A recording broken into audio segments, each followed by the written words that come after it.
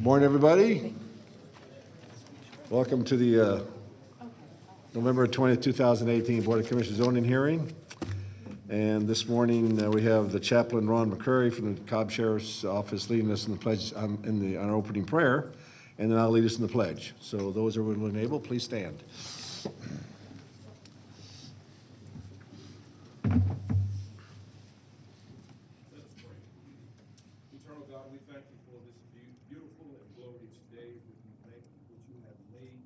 Father, we thank you for this great county. We thank you for this great leadership. Thank you for the safety of our citizens and those who protect us.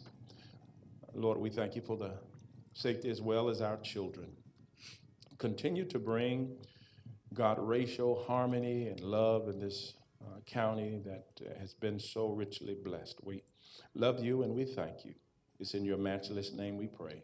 Amen. Amen. I pledge allegiance to the flag of the United States of America and to the republic for which it stands, one nation under God, indivisible, with liberty and justice for all. Thank you, Chaplain.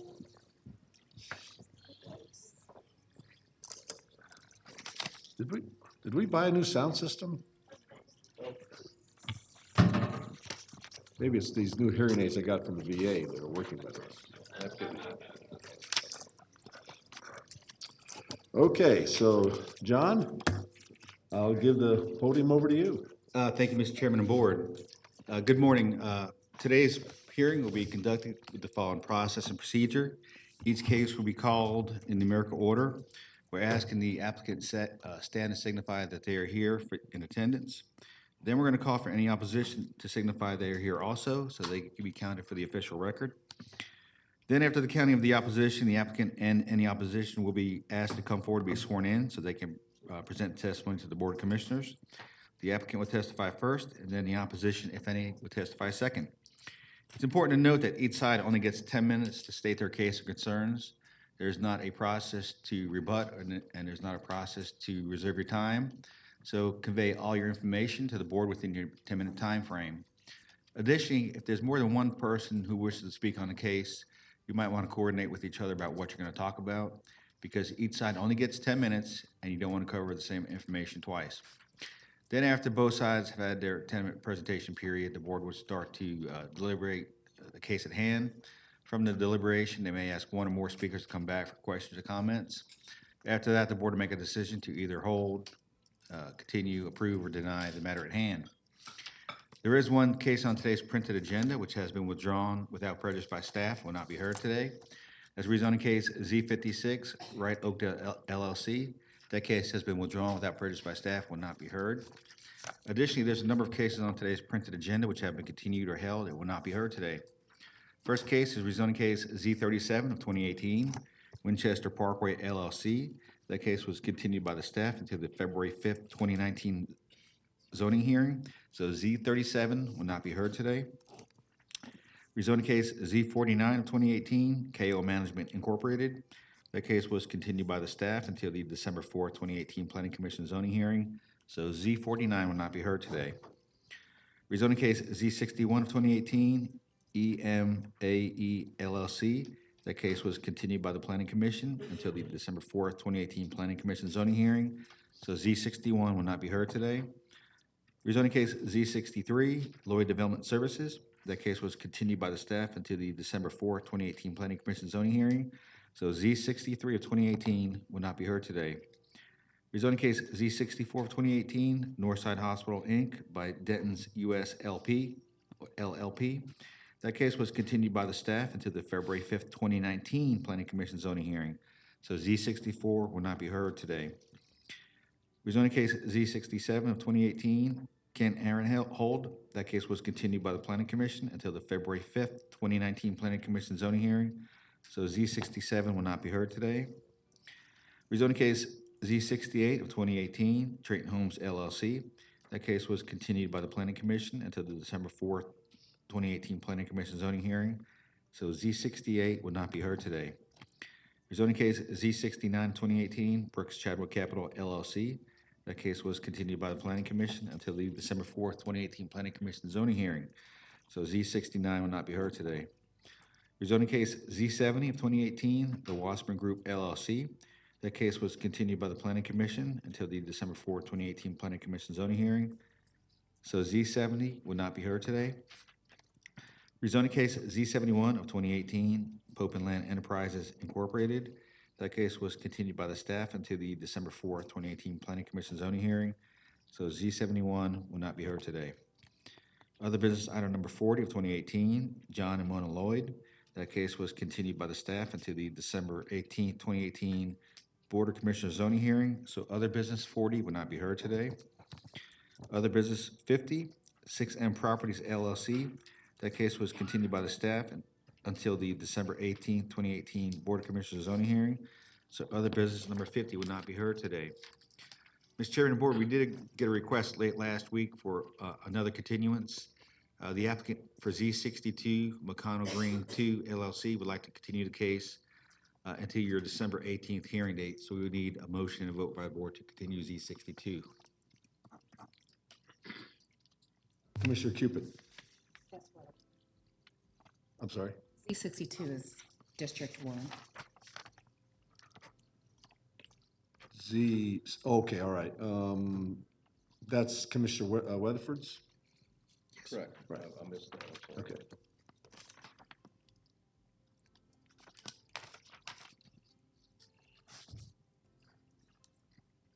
Did they ask that to be continued? Yes. Okay. Do we need to vote on that? Yes. Okay, so I'll let Commissioner Weather give the motion. Make a motion, we continue cases Z62. Second. A second, any discussion? Call the question. Passes 5-0. Okay, and that case is continued to the December 18th Board of Commissioners zoning hearing. I would like to ask the people in today's audience, if you have a cell phone, please turn the volume off on your cell phone. The ringing does interfere with the broadcast and presentations, so put your cell phone on mute. Any person wishing to speak before the Board of Commissioners must file a campaign contribution disclosure statement. If within 2 years immediately preceding the filing of a rezoning application, a campaign contribution totaling $250 more was made to a current member of the Board of Commissioners. Additional information about this requirement is located on the table in the back of the room. I want to remind applicants, opposition, or any interested party that information is due to this board the Wednesday prior to the hearing. Any information submitted after the Wednesday due date may or may not be considered by the board at their discretion. And with that, Mr. Chairman, board, I'm ready to start the consent agenda. You want to do it now? Or- I have one to add. Okay. Okay, we're ready. Cobb County Board of Commissioners zoning hearing consent agenda for November 20th, 2018. Rezoning case Z65, Flying Westbrook, request rezoning from NS to CRC for the purpose of retail in land lot 212 of the 16th District. The property is located on the east side of Bells Ferry Road, south of Hawkins Store Road. The Planning Commission recommends deletion to NRC subject to the following conditions. Final use of the property to be approved by the District Commissioner. Prohibited uses are tattoo parlors, pool halls and rooms, and pawn shops. Department of Transportation comments and recommendations, and Stormwater Management comments and recommendations. The applicant's representative is present. Is there anyone here opposed to rezoning case Z65? No one opposed? Let the record show there's no one opposed. Commissioner Burrow has a comment. Yes, sir. Yes, John, last week I sent an email to the applicant and staff that the Planning Commission had recommended the prohibited uses, tattoo parlors, pool halls, rooms, and pawn shops. And I would like to add smoke or vape shops, massage parlors, and automotive uses to the prohibited use list. Okay, got that. And it can stay on consent. And it's NRC? Correct. Okay, because my book said the proposals to CRC. Did I miss something? The Planning Commission deleted it to NRC. Okay, all right, someone missed that line somewhere. Okay, we're good. Okay, moving on to land use permits on the consent agenda. LEP 12, Spurs of Hope Incorporated, request rezoning, request a land use permit renewal for the purpose of equine therapy in land lot 715 of the 16th District. The property is located on the western terminus of Lower Lake Drive, west of Bells Ferry Road.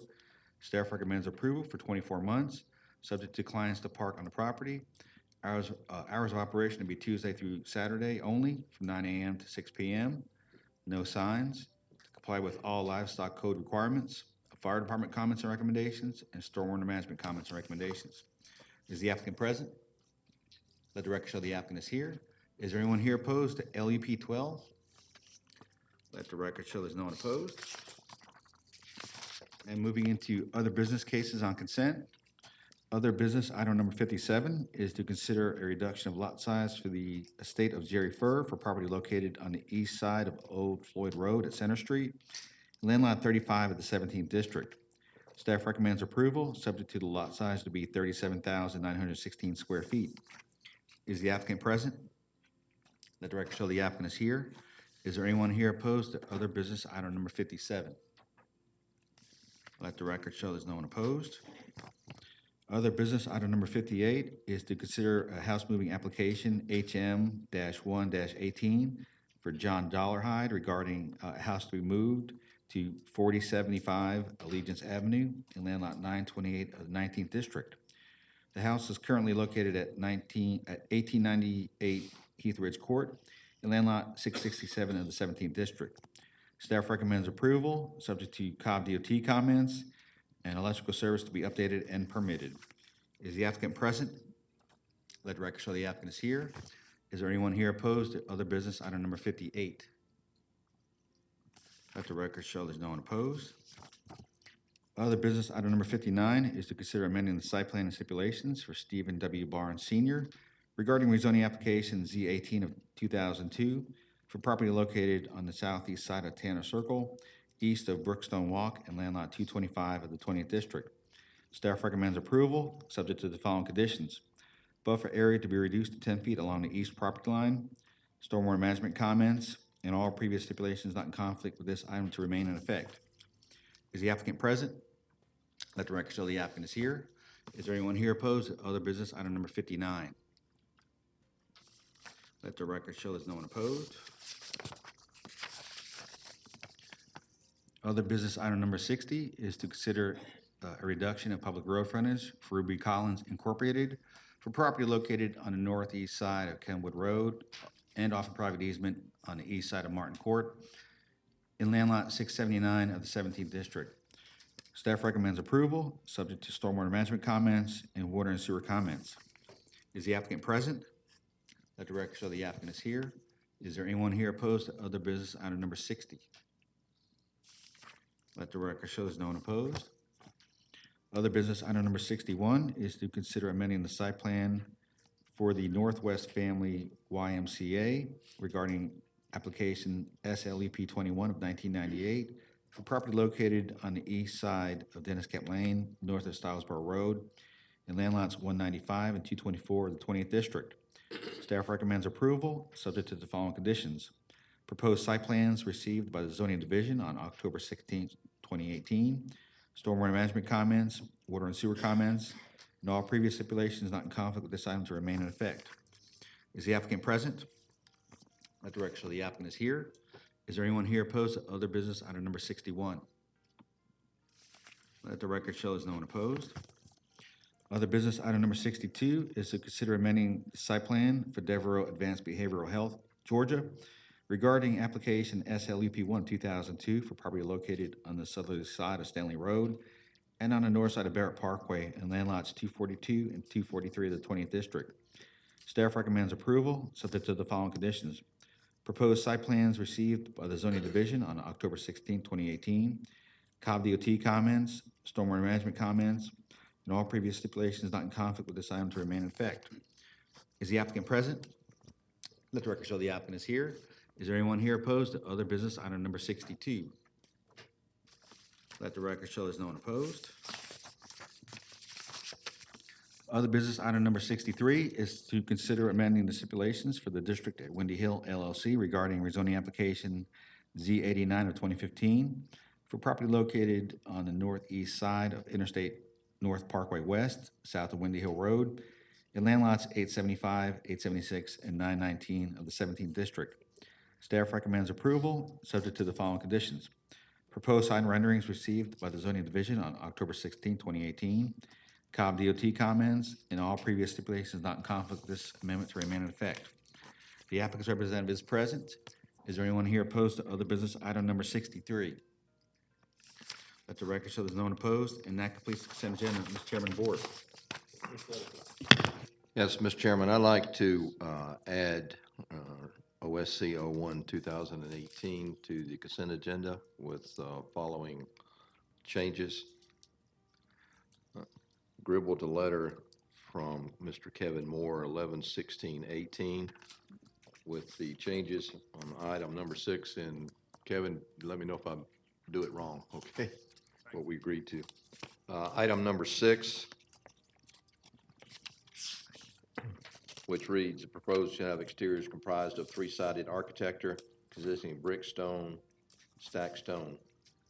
That the 3-sided architecture has to be either brick, stone, or stacked stone, as opposed to hardy plank. So, and then the rest can be any of the combination of all of those. Does that make sense? Okay, good. Number 29, which talks about a common boundary with subject property now owned by Lindsay A. Tippins. Applicant agrees to installation of a black-clad link fence, et cetera, et cetera. I want that to read installation of a fence in agreement with the adjacent property owner. Don't want to make it just add link fence, whatever they can agree to, a mutually agreed upon fence. And number 30, applicant agrees to installation of a 35-foot natural and maintained buffer. Change installed to maintain a 35-foot natural and maintained buffer. There already is a buffer there, and there's no reason to install it. With those changes, I move that we add this to consent agenda. Second. Second. The other question I have is, you correct? mentioned paragraphs 29 and 30. Correct. Is that from the November 16th 5th letter? 16th letter. November 5th letter or? 16th. Yes, there's Oh, I C. didn't get the 16th letter. Okay. Did I miss anything? It is the November 16th letter, and it's Kevin Moore here on behalf of the applicant, just to confirm these additional stipulations. It was a continually updated letter as we were Okay, I moving just through. want to make a sure few- we're on the same sheet of music here. Absolutely, Mr. Chairman. On the change to number 6 on the 3-sided architecture, the planned architecture also would include cedar shake and board and batten. Could you just give me 1 second? Thanks, of course.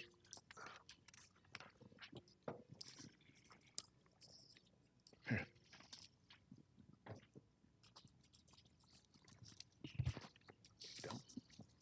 You- I just want to make sure we're all talking Of from the course, same, the said sheet of music here. Okay, so, I'm sorry, Kevin, please. certainly. Thank you, Mr. Chairman. So correction is it would include any of those items excluding hardy plank on the 3 sides. Yes, unless hardy plank's being used in conjunction with one of those items. Combination of the architect. Right. Is that clear as mud? And for the fence, we are in agreement with Mr. Tippins, but both parties want to make sure that it's stated for the record what that is, as including the stipulations, so it's not something left in case something happens, and then you have a stipulation that cannot be satisfied based on an agreement in the future. So if I could read what Sure, the please do. language Mr. Tippins gave. That'd be great. Thank you, Kevin. Sure. And this is, as it relates to stipulation number 29, that the fence to be installed along the common property line, as agreed by the applicant and the owner of the adjacent property, will be either a 6-foot black vinyl-clad chain link fence with privacy slats. That fence would have 3-inch corner posts, 2-inch line posts, both Schedule 20, 9-gauge wire, and a 1 5/8-inch top rail, or an 8-foot wooden privacy fence to be maintained by the homeowners association. Okay. You get all that? We're good? Okay. All right, that's my motion, and I think We have I a second. Any further discussion? Call the question?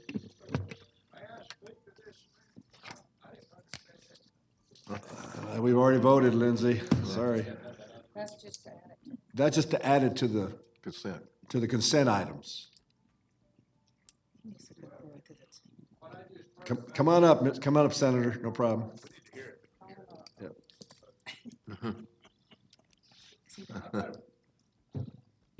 I've got a problem with the hardy plank being added in conjunction.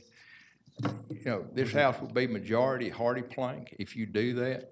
This is not nearly specific enough. It was my understanding that it was going to be three-sided architecture with brick, stacked stone, or stone. That's what you read in. Correct.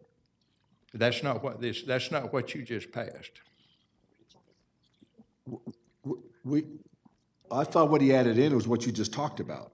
Right, and I think Kevin I thought said it was the just water table. added back that you put in cedar siding, board and batten, and hardy plank. I thought Commissioner Weatherford's motion was that those were stricken for the Right. three-sided architecture. Right.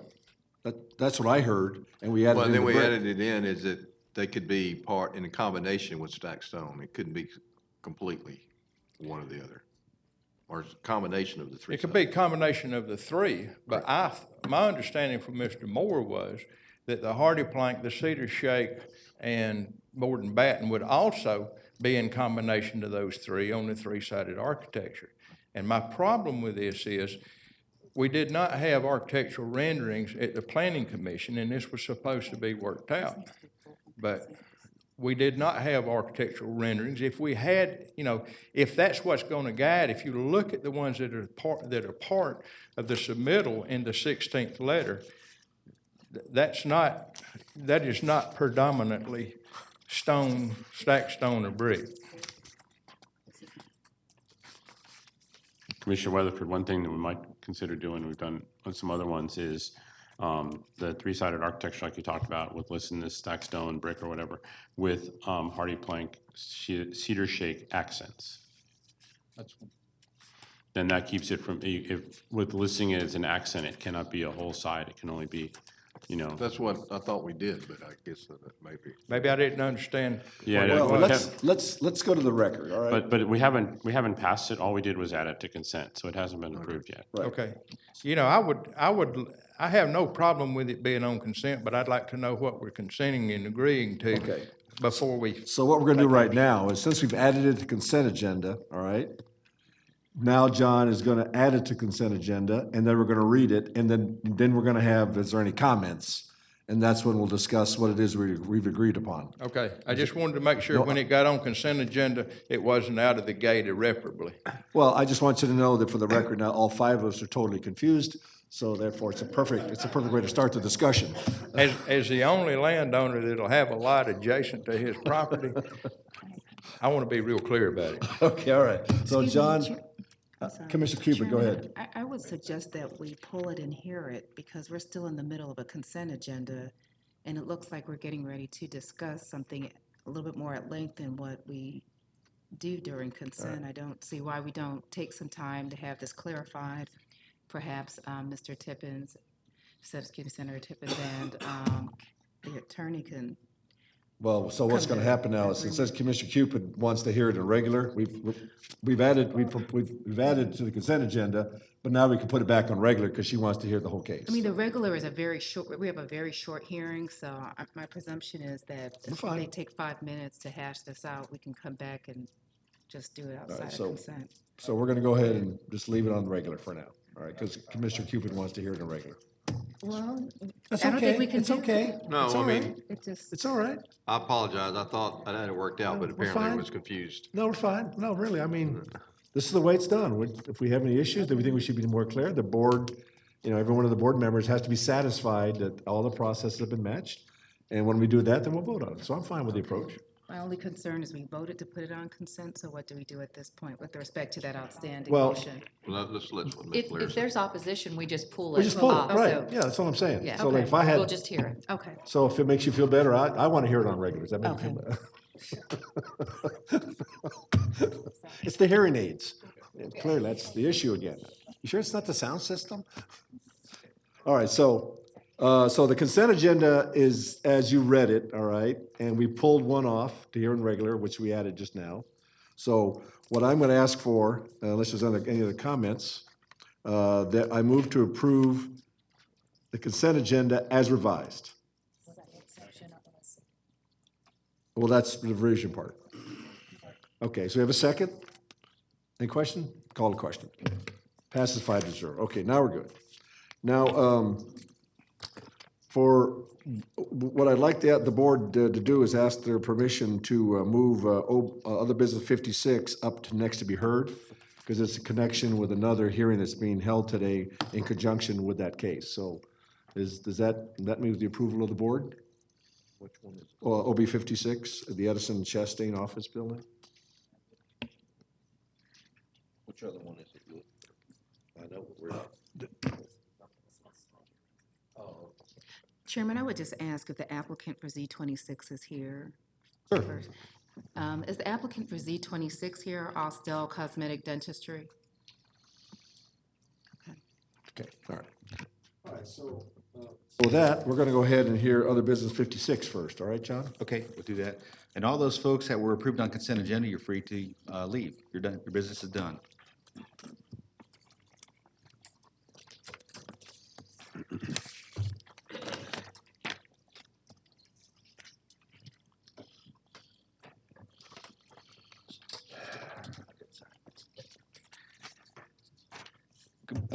Good morning, Mr. Chairman and Board. Today's item is other business number 56, which is to consider a site plan and stipulation amendment for Edison Chastain Office LLC regarding rezoning application Z20 of 2015 for property located on the west side of Bells Ferry Road and on the east side of Chastain Meadows Parkway in land lots 498, 499, 510, and 511 of the 16th District. By way of background, the subject property was rezoned to office services in 2015 for the purpose of an office and warehouse distribution with two buildings. Building 600 was to be a warehouse distribution building, and Building 700 was to be an office building. Both buildings together had 205,000 square feet with 265 parking spaces. Other business item number 14, which was heard May 15, 2018, allowed the applicant to revise the site plan and the stipulations to have one building in the area where Building 600 was proposed to be. Building 700 was deleted entirely. Earlier this year, the office building was approved for 150,000 square feet with 858 parking spaces. The applicant's current proposal still shows a 150,000 square foot office building, but with 852 parking spaces. The proposed building approved this past May was approximately 175 feet from Big Shanty Plantation subdivision. The proposed building will be approximately 84 feet from the same subdivision. Access would be from Chastain Meadows Parkway only, with no access to Bells Ferry Road. The required buffers and fencing would remain as stipulated in 2015. If approved, all previous conditions would remain in effect. I would ask the board to open a public hearing and consider the proposed site plan stipulation amendments. The applicant is present. Is there anyone here opposed to other business number 56? Please raise your hands.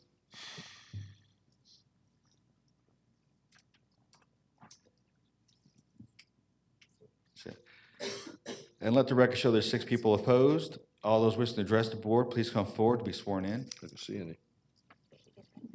Hey, John, about supporters? Is there anyone here in support of this item? Please raise your hands. Let the record show there's 1 person here in support.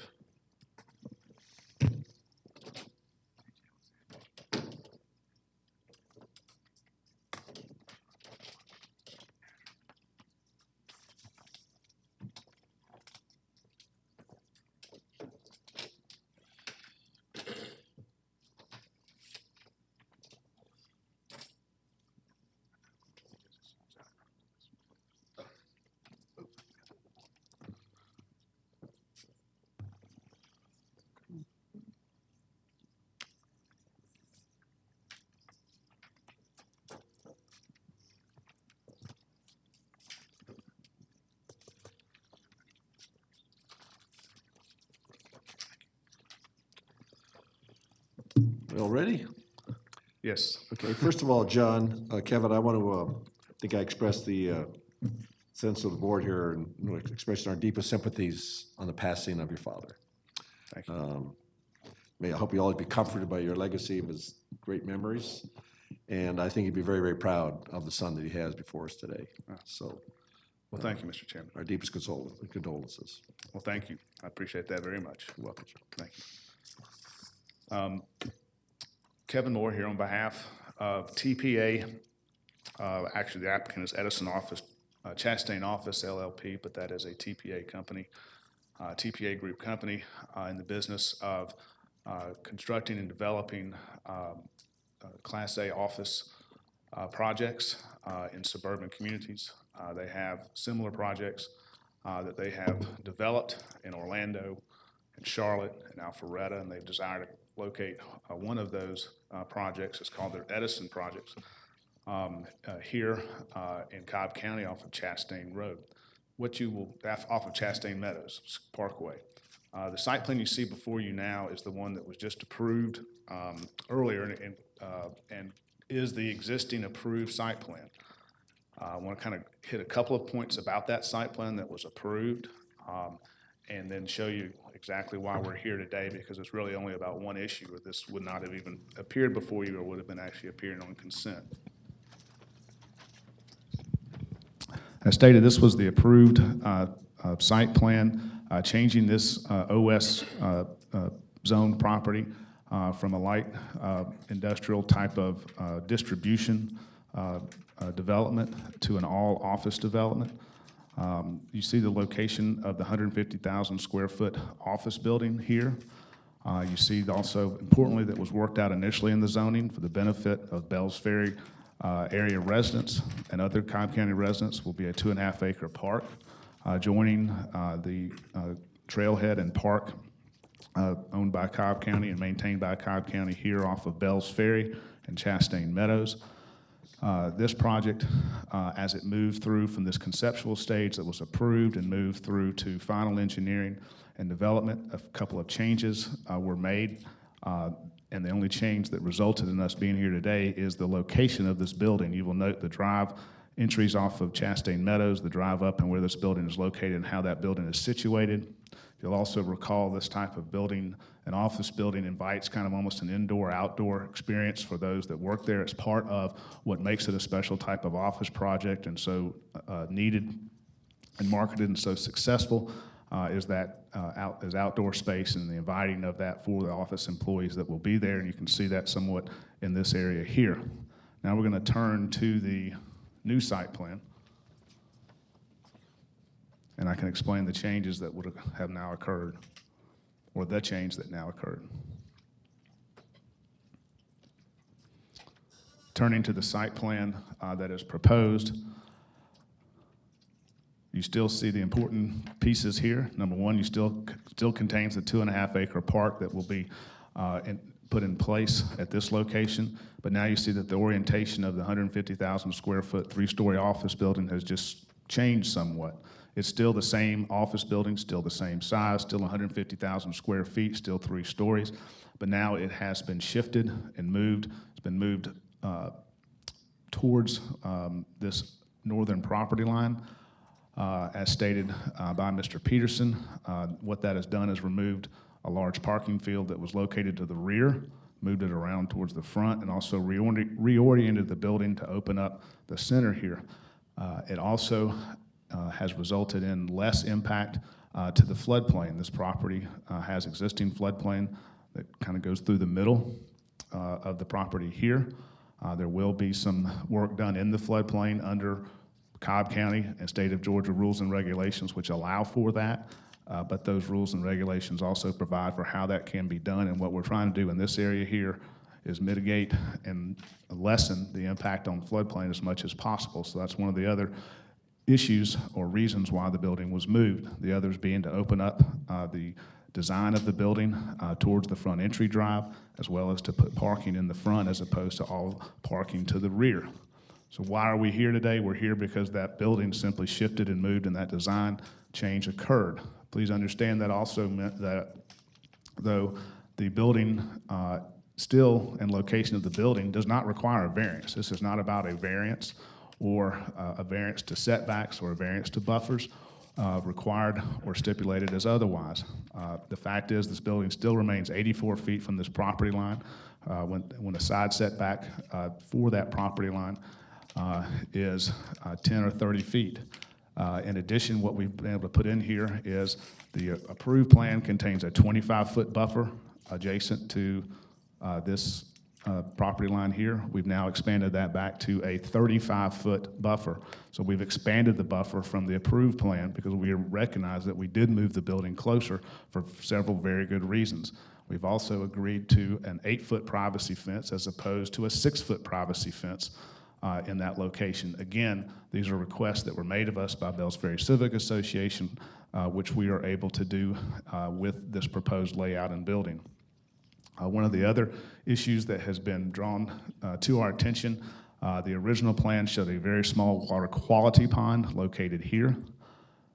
What we have now been able to do through the engineering, because we were able to shift the developments ever so slightly, but it means a lot when you're talking about floodplain impact, shift that a little bit further out of the floodplain, make sure of the final elevations that water quality pond is no longer needed, because we're not going to have storm drainage going in that direction off of this site. This can now all drain to the water quality pond located here and located here.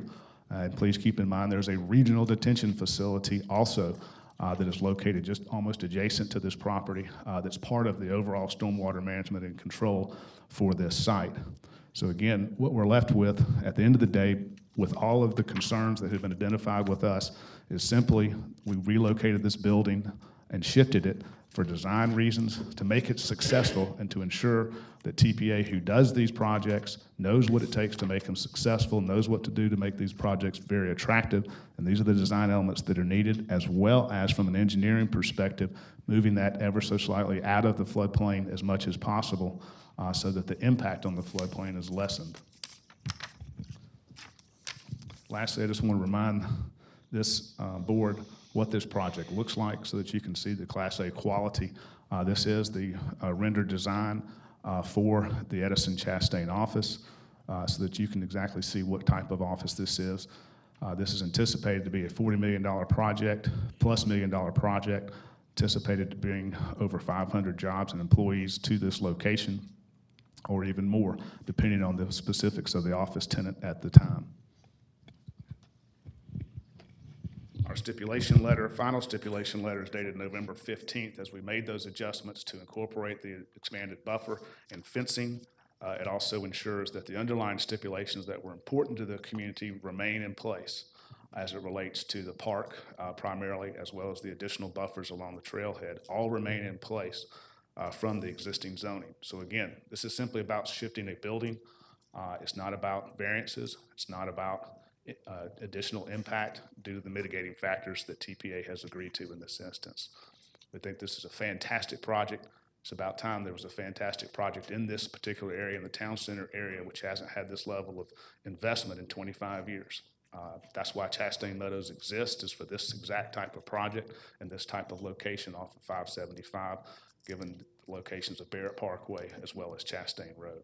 With that, I'm here to answer any questions. We have our project engineers that can answer any questions. Cobb County Stormwater Management has reviewed this. Cobb County DOT has reviewed this, and all are in agreement with the methodologies that we have provided to back up the engineering that we have demonstrated in this site plan. And with that, we respectfully request your approval of this site plan. Thank you.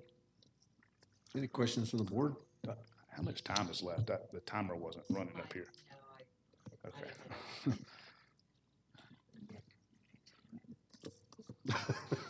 We're good. I'm usually pretty good at doing it inside 10, but I didn't that wanna felt make like sure. 10 minutes. Okay.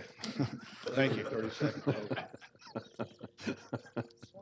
I'm She's sure just being nice and not running the clock. I'm sure we will bring you back if we have any other questions. So, all right, those that are in opposition, please let us know who you are and where you live. Okay, thank you.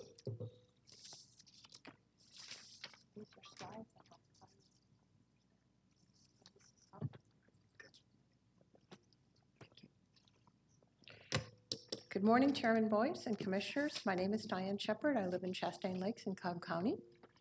I'm a retired engineer and board member for the Bells Ferry Civic Association. We are an all-volunteer civic association that advocates for responsible growth in Cobb County. We represent the citizens of the Bells Ferry corridor who are often poorly informed regarding upcoming zoning cases. It seems that the corporation who will own the building planned for OB 56 was also poorly informed. A site plan for this building was approved under OB 14, but the corporation, TPA, discovered belatedly that their building was going to be in a floodplain. Whoops, slide one, please. Thank you. The floodplain lines on their site plan are there, but they are easy to miss. So I've shaded the floodplain in blue.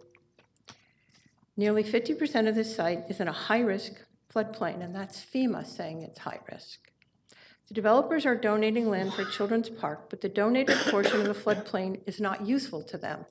That is that gray area that is over here, over here. Right. That's the Children's Park, and it's almost entirely in the floodplain. This is the third time this parcel of land has come before you for a zoning change. Each time, more concessions have been sought from the county, and they have been granted. In 2015, this came before you as Z20. 1,000 people signed petitions in opposition, yet the BOC approved the zoning change. Mike Williams, resident and community leader in Big Shanty Plantation, spoke against Z20, but he cannot be here to oppose OB 56 because he is having surgery today. We are here to give voice to the Cobb County citizens who live in Big Shanty Plantation. After Z20 was approved, the potential buyer had second thoughts and backed out after the flooding issues came to light. The new potential buyer, TPA, has also had second thoughts about building on this site under the approved OB 14 site plan. So they are asking you to rectify their poor planning. The BOC should be having second thoughts about this too. I will go into detail on why the requests in OB 56 are not only unreasonable, but are irresponsible. Under OB 56, the applicant wants to move the building egregiously close to the abutting single-family neighborhood, only 84 feet away. The slide shows the location of the floodplain, which FEMA designates high risk. It also shows the OB 56 proposed location of the building. And this next part is really important. The Cobb County Code for the OS contains the following statement. The Board of Commissioners specifically notes that it discourages locating OS districts and developments adjacent to single-family residential districts. Please, please take your own advice. This will not just be adjacent, it will be on top of residential neighbors. Best practices should be followed. There is higher ground toward Bells Ferry Road, but the applicant is not willing to consider moving the building as the Bells Ferry Civic Association has recommended. The applicant is not willing to move the building, so there is at least a reasonable space between an OS building and a single-family residential. That's because the developer expects to get the changes requested. We are asking that you vote no on OB 56 changes from OB 14 and send the planners back to their drawing boards. They have a plan approved under OB 14. We suggest they use a location closer to the Bells Ferry Road for the sake of the neighbors. For a responsible building plan, we recommend they put parking only on the ground level and build the building over parking with office space located on the upper floors. This will mitigate flood risk and protect their investment. As it turns out, we taxpayers are also going to be invested in this building. TPA is in the process of securing $35 million from the Development Authority of Cobb County for this project. This is new information that has come to light after OB 14 was approved, and I understand that meeting is happening at 11 o'clock this morning. The onus should be on the developer to prove to the county that the requests are in the best interest of the citizens of Cobb County, not just in the interest of the developers. If the building floods and the owner abandons it, Cobb County will be left with an expensive program. Remember in the 2009 flood aftermath, Cobb County bought out flooded properties. Not only will they want to buy out this one, they'll have bond issues. Per the Cobb County website, 35% of flooding insurance claims come from moderate to low-risk flood areas. Even if you approve OB 56, the building will still be only 50 feet from a high-risk floodplain as designated by FEMA. Developers have come to expect concessions and variances from the county. Under OB 14, the applicant sought and received hundreds more parking places than the code requires for a 150,000 square foot building. The county approved over 800 parking spaces instead of the normal 525, parking spaces. Why was this request granted? Simply because the applicant stated they would not build unless they were granted extra parking places. In the rush to build more buildings and collect more property taxes, Cobb County is losing sight of what responsible and prudent building oversight looks like. If you are tempted to think you should grant this request from the developer, remind yourself that you are favoring a developer over your own recommendations not to locate OS abutting residential. I repeat, the Cobb County Code for OS contains the following statement. The Board of Commissioners respectfully notes that it discourages locating OS districts and developments adjacent to single-family residential districts. A no on OB 56 does not deny the applicant his right to build. It simply sends a message that he should move the building to a more reasonable location. In addition, the applicant has failed to disclose the operating hours or even days of the week that the building will be used. Under OS codes, a 24-hour, 7-day-a-week call center would be permitted. This may explain why TPA said they required hundreds of extra parking places or they would not build. If there are multiple shifts, an incoming second shift would arrive before the first shift workers leave. The neighbors could be faced with lights on 24 hours a day in a 50-foot tall glass building that towers over them. If you approve OB 56, there's nothing to prevent this from happening. The following slide shows how close the buildings are to the Big Shanty Plantation neighborhood and how the building is located on the northern edge of a 30-acre parcel. This is a Fema map. The diagonal lines are the Noonday Creek floodway, which is also considered high risk. So the Big Shanty neighborhood is just to the north there. And because of the floodplain, the building can't be located in the center of the property. We aren't against OS abutting to the residential. We're just asking for a reasonable distance from this building to single-family residential. They have a right to their quality of life, just as the builder has a right to build. He's approved under OB 14, which is 175 feet away from the fence. And while that's not ideal, I think you should consider moving that building and sending them back to their drawing boards. Next slide, please.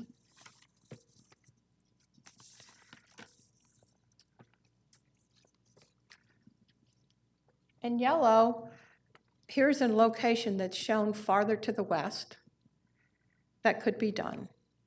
The BFCA stands for responsible growth. We ask that you also stand for responsible growth. When major zoning changes come before the BOC under other business, it puts the BOC and other citizens at a major disadvantage because the developer is able to avoid the oversight of the Planning Commission and their staff. The BOC and citizens struggle to keep up with site plan and stipulation changes that are submitted after the BOC deadline in OB cases such as this one.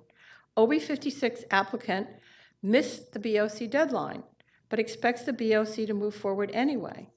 Have all of you had the time to fully consider the changes and input? The BFCA has met with Mr. Moore and Mr. Kepler on more than one occasion. We even said we would be willing to put the OB 56 on the consent agenda if the building was moved. We are the ones always willing to look for ways to work with developers. But while the developers are fond of saying they have met with the BFCA, they look instead for the BOC to give them concessions that they are after. They have given us a concession of moving the dumpsters, giving us a little bit of oversight into the landscape. They've given a park that's in a floodplain anyway. They can't use that property. We're simply asking for reasonable and responsible compromise. We're asking you to vote no and send them back to the drawing boards. And the last slide, we're showing where the OB 14 site is, where the OB 56 site is. That's the top two, and the bottom two are alternate locations. And that's the same architectural building.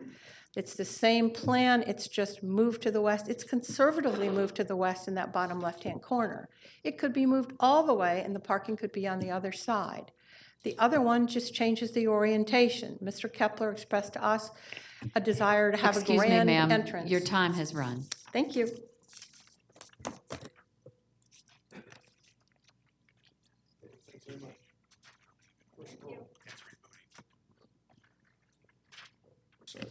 I'm going to let John give a staff recommendation for Colonel Commissioner Burrow.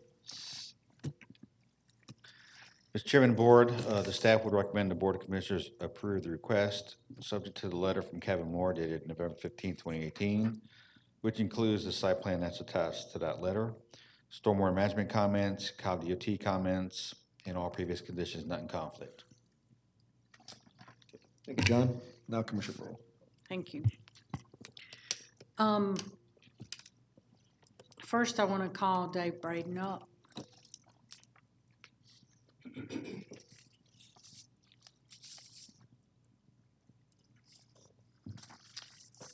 Dave Braden with the Stormwater Management Division.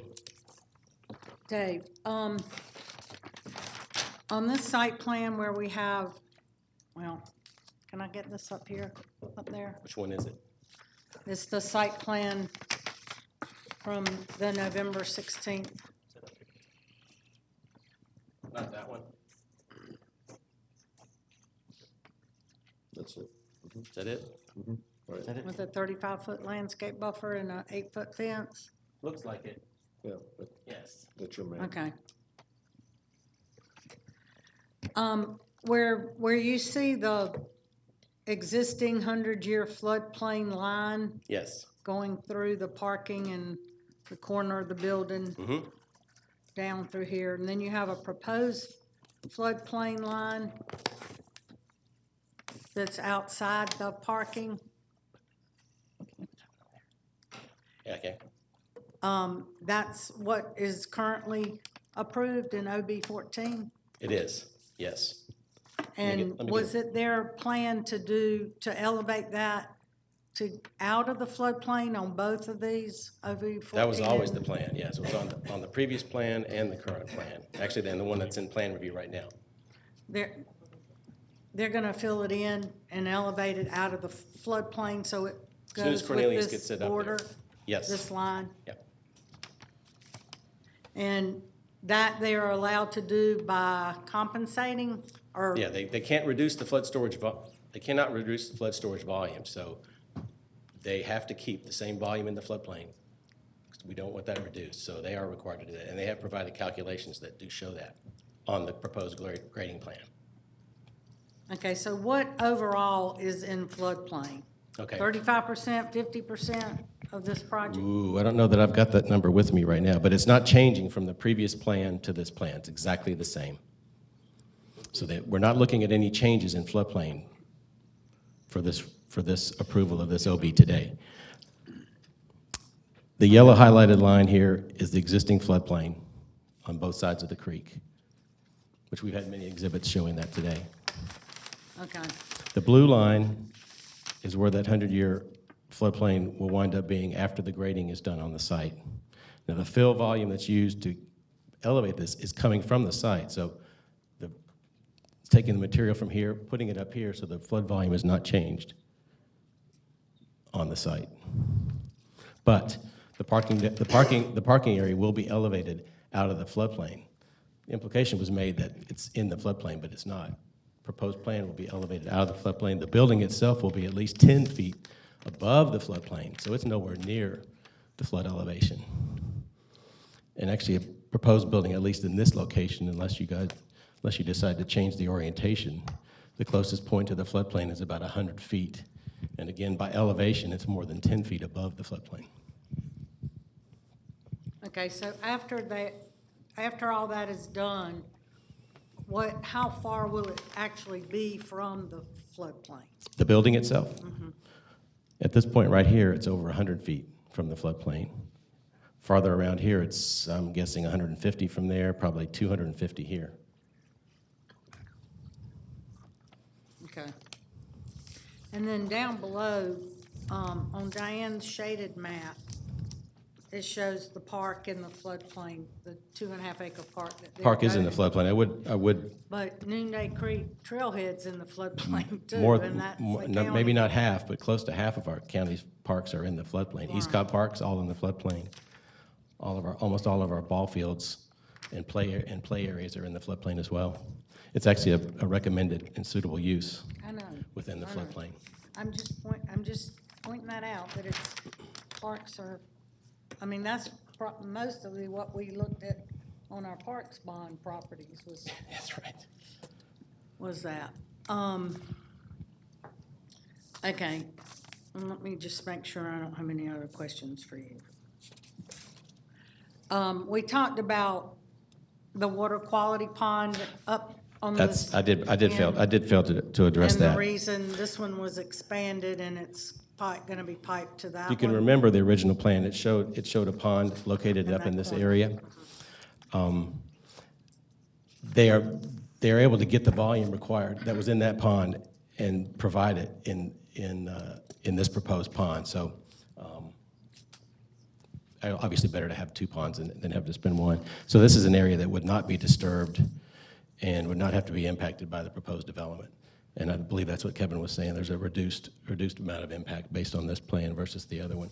I will point out that can't lay them over top of each other, but from the previous plan to this plan, the boundary of the disturbed site and the floodplain line is right along this edge right here, this existing parking area. And this existing parking edge does not change from the previous plan to the current plan, which is one of the things that I needed to check. So. Okay. And the previous plan was 29% impervious surface, and under OS, you're allowed 70, but they've added, I think, pervious pavers to help with that, but it did increase 30 to 30.3%. Actually, if John has the numbers, I believe, but actually, I think the actual parking spaces reduced by a handful. I don't remember how many. It was like less than Well, 5 they or were 10. 858 parking spaces under OB 14, Right. and now it's 814. Right. So it's And just the a minimum required is Yeah, it's 526. a So small it is reduction. over what's required. small reduction. And best I can tell, because of the way they reoriented the parking, there's a few more drive aisles associated with this, with almost the same number of parking spaces. So the impervious went up just barely 1% over the previous. But also wanted to point out that the previous underlying zoning for residential R15, R20, and R30 would have allowed 35% impervious, and the proposed plan is 5% under that at 30. So that's a win for us. If it were R20. If it was done as R20, right? Okay. Any other questions? Does the board have any questions? I know we had a lot of discussion about this, like, the first Previously? time. Yep. Every time. And so this time, we're talking about them taking fill out of the floodplain and moving it. That was always the plan. I know, so what is this gonna look like? I guess my question is, because I know we have the regional detention up there, right? This is, because this has already been, is good. Because this has already been through plan review, they've already provided the earthwork calculations that shows all the cross sections that they've taken through the site, where they're moving the material from and to. So. Right, so Yeah. when they're done, Right. I mean, a lot of times we see landscape plans and everything else. I mean, describe to me, what is this gonna look like? I mean, is it gonna be a big trench down the middle of this property? Is it gonna be grass? Is it gonna be rock? I mean, Oh, no, it'll be a natural grassed field, probably natural vegetation, but there'll probably be some of it that will be grassed. okay. One of the steps in OB 14, which will carry over to this, is the landscape plan comes back to me for approval, but review and approval by the county arborist and review by the Bells Ferry Civic Association. I believe that's correct. And that's remained in effect from I the believe that's previous correct. steps. Commissioner Cupid. Yes, I have some additional questions regarding the elevated parking area. This is going to be elevated by fill, That's correct. okay? And you provided that the pervious amount does not change from the last plan to this plan. I think it went up Slightly. It does go up. The what? Percent. The amount of I think she's saying the pervious. pervious or impervious, right? Surface. It went from 29% to 30.3%. Okay. Just barely a percent. And you provided that with the prior zoning, that up to 35% impervious would be allowed, or. For the previous Yes, zone, that's for the correct. previous, if it was kept residential. If I it stayed remember residential. This has been a tough case on the matter of stormwater. I remember the additional case that we discussed that I didn't support because there was existing flooding that was going on in the residential area. But when there was the other business item the last time, they put in some changes that seemed to mitigate the impact to the community, and it seemed to be less of a detriment And none of those requirements have changed from the from the previous prior plan to other this one. business That's item. correct. Okay, and then we probably discussed this at our last hearing, but I just need your help to help me understand this. When you have a floodplain and you introduce parking into it, it's increasing the pervious, the amount of pervious space within it. Do we have a policy that regulates parking within floodplain? When you say the parking is in the floodplain, are you assuming that the parking area is going to be flooded in a flood event? No, sir, Okay, just that's- 'cause specific, that's just not the speaking, case. just parking area floodplain, Right. not assessing the impact. Whether it's impervious on the building or the parking area, any site. You would impervious require it to area be is go- elevated. Well, no, it's gonna create runoff, and that's why we Right. have this stormwater requirements that we do have. Okay, Yeah. maybe ask my question again. You have a floodplain that's running through the middle of Mm-hmm. here, but just in general, even not looking here, when you have floodplain, what type of, do we have any limitations on building in floodplain? On building a parking lot in floodplain, and what is that? No, we do not. Okay, so if someone wanted to And you build could in a, actually, we have parking lots that are in the That floodplain are where in the you can floodplain. have your vehicles flooded.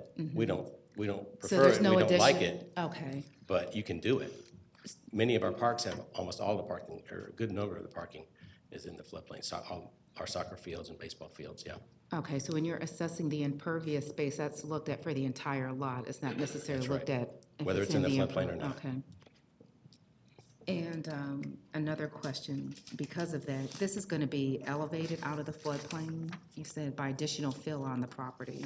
It is gonna be elevated out of the floodplain. Okay, and the impact is so that whatever is being built, in this instance, the parking lot, Mm-hmm. it has less opportunity to be flooded because it's elevated out of the Yes. floodplain. Does that change in topography because you're elevating it? What are the surrounding impacts to that? So now you're elevating it. Is water gonna run differently? Is water gonna flow Well, actually, more now, or less into that now, residential area? currently, the site drained straight to the creek. Now, all of that impervious area, the pavement and the building will be collected in pipes, run to the stormwater management facility through the water quality ponds, and then released directly to the stream, Okay, which is down Yeah. south of the site. right? Okay. Thank you. You good? Yeah, thank you. The bottom line is, with all of your view and plan review, this is gonna be better for stormwater management than it exists today. You're gonna catch it and detain it, Well, pipe it, no and it's worse not gonna impact. run down I into won't the. say it will be better, but it'll be no worse impact. That's right, because we're maintaining the storage volume in the stream, the floodplain, and we're making sure that the encroachment doesn't raise flood elevations on both the Trib and Noonday Creek. Right. Correct, okay, thank you. Okay, Commissioner Burrow? Okay, Is that it for me? that's all I have for you. Is Amy here? And Ashley?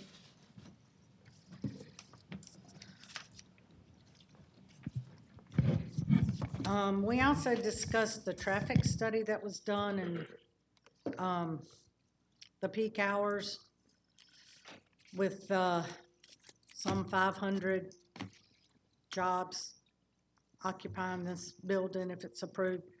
What, you had made some recommendations as well for the developmental agreement and right-of-way. Correct. And I want to read those and put those in the record, but can you explain why the traffic study is, on the peak hours, is 260 trips, morning and evening? Because that seemed, we all thought that was kind of low, and how that's calculated. Amy Diaz, Department of Transportation. So the traffic study uses the new edition of the ITE Trip Generation Manual, which is in its 10th edition, which gathers information all over the nation for certain land uses.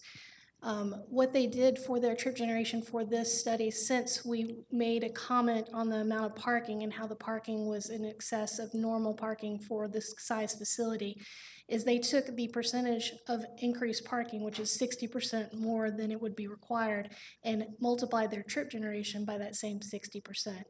And that gets you the 260 so trip hour, peak hours that you're talking about. As to why certain trips are happening during the peak hour, according to this national information, it's my understanding, and I'm still researching this because we just received the updated study recently, but the trips for offices have tended to flatten out as years have gone on. So people are no longer arriving right at the dot at 8 o'clock. They're either arriving early to avoid traffic or they're arriving late, which means the peak hour is flattening. It's longer, but within a certain hour you get less cars. And so that is why the national average is showing what it's showing. Okay, and that's what this was based on? Correct. Okay, and then you had recommended the applicant consider entering into a developmental agreement pursuant to OCGA 36-71-13 for dedication of the following system improvements to mitigate traffic concerns. A, donation of right-of-way on the west side of Bells Ferry Road, a minimum of 50 feet from the roadway center line, and $10,000 to be held in escrow for improvements to the southbound right turn lane from Chastain Meadows to Barrett Parkway. Correct. And then, of course, they have to meet all the developmental standards for curb and gutter and sidewalks on the Yes. frontage of Bells Ferry. And based on discussion with you, we also had the recommendation that they extend their sidewalk on the Bells Ferry side down to the Noonday Creek Park, which is a little bit beyond their site. Okay, because I have that on my project list for sidewalks. It's in design and everything. So they have to do them on Chastain Meadows anyway. Correct. So, that's already in design for my sidewalk project. If it's already in design, what usually happens is, if it's part of the stipulations, is we do the fee in lieu of, so that fee they in can lieu pay of, toward yeah. the Okay. development. And I'll pass this to the clerk for the record. Okay. Does anybody else have any questions of Amy on the traffic? Thank you, Amy. No problem. Okay, Mr. Moore, would you like to come back up?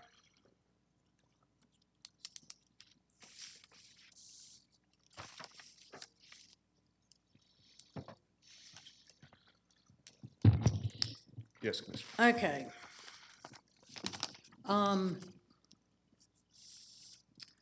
You have agreed to the 35-foot landscape setback on the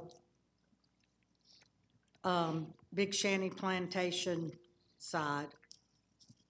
50-foot buffer remains on the Bells Ferry side Yes, and the R20 strip. yes, You're adding the 8-foot privacy fence from Correct. 6 feet to 8 feet. correct.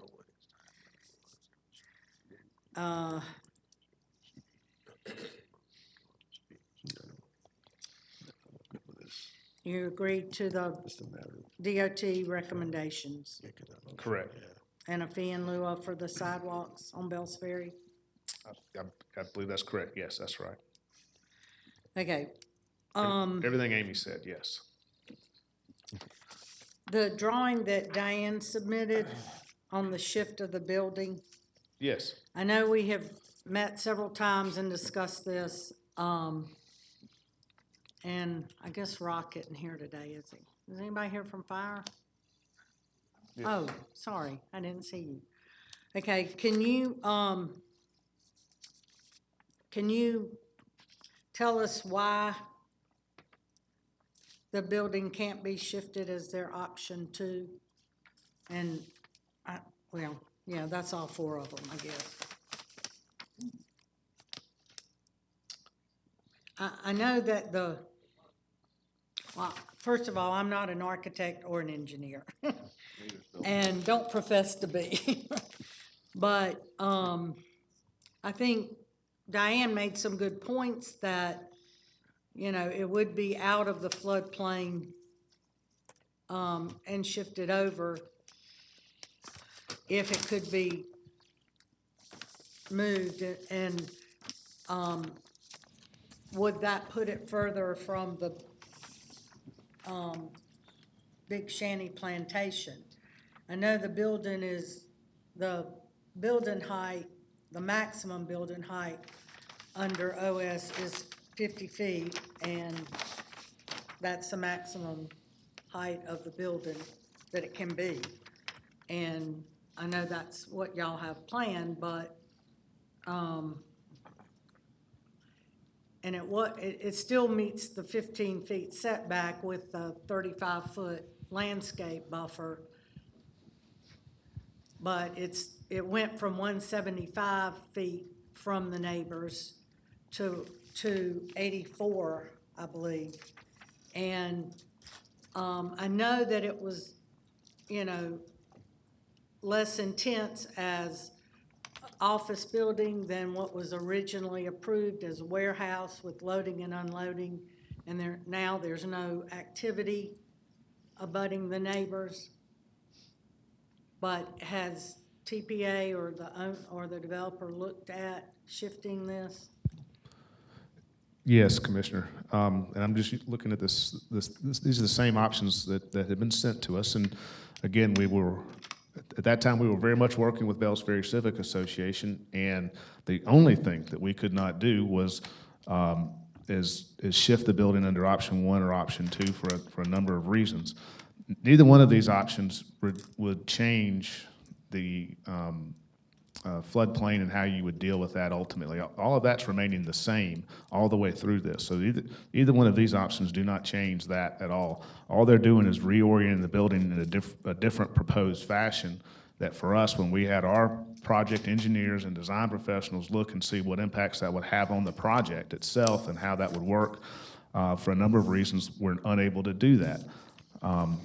For option 2, for a number of reasons, once you turn this building in that fashion, you create a couple of different pinch points.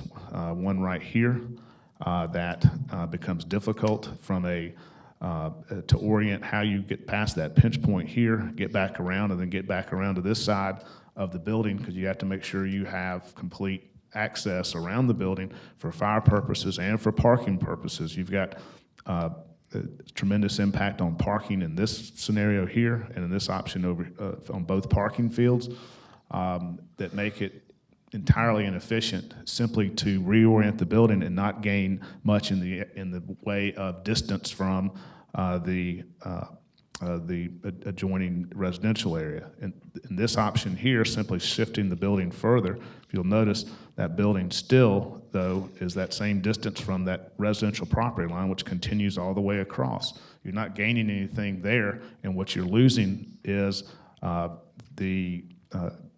one, the design elements of having the entry drive come and view the front of the building. That's what these options don't allow us to do, is to create a building and an office project that is ultimately going to be successful from a design standpoint without sacrificing tremendous design elements and or tremendous advantages for the parking that needs to occur here. As we've submitted here, we have the presentation of the building, which remains intact and which is critical. We have parking that works and that is designed correctly. We have appropriate access around the entirety of the building at this location. Again, I want to point out, when you look at the original, they're not original, but when you look at this building arrangement here, you really are not doing much different. I can't reiterate it enough that this is simply reorienting a building. The building's not getting bigger. The building's just being reoriented in a much cleaner, better fashion for the overall success of this project. And again, this could easily just be zoned O and I. It's not. It's zoned O and S. It was zoned OS and approved in that fashion. This is what's approved today. We're simply reorienting it, rehashing why this was rezoned in the first place, or rehashing why this office project is here.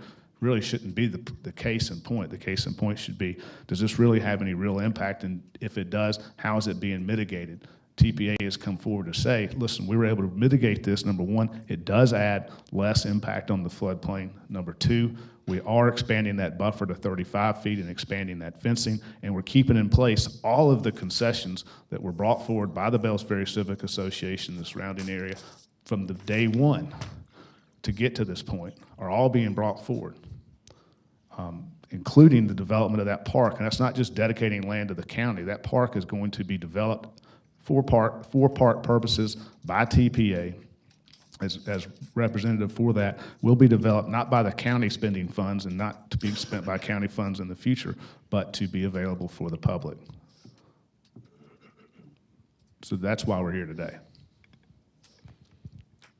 But did we look at those? Yes, the design professionals looked at those. If they could have done it, they would have done it. TPA has each and every step looked, and if they could do something, they've done it. Okay. Did anybody have any other questions? But it's somewhat unique, Chairman, so I'll share this with you first before I proceed. I'm trying to understand the desire to move the building away from the community and why that's of interest. I mean, with this design, the parking is not as intense to the community. With the proposed design in this option 2, there's now more traffic movement behind the building. And we often direct questions to the applicant at this time, not to persons who come up in opposition. So it's an outstanding question that I have of why this is desired. If you're okay with me asking that, Yeah. Of the applicant or? well, yeah, I'll ask you, because you've probably Okay. talked with the residents. Why is it desired to? Because of the height.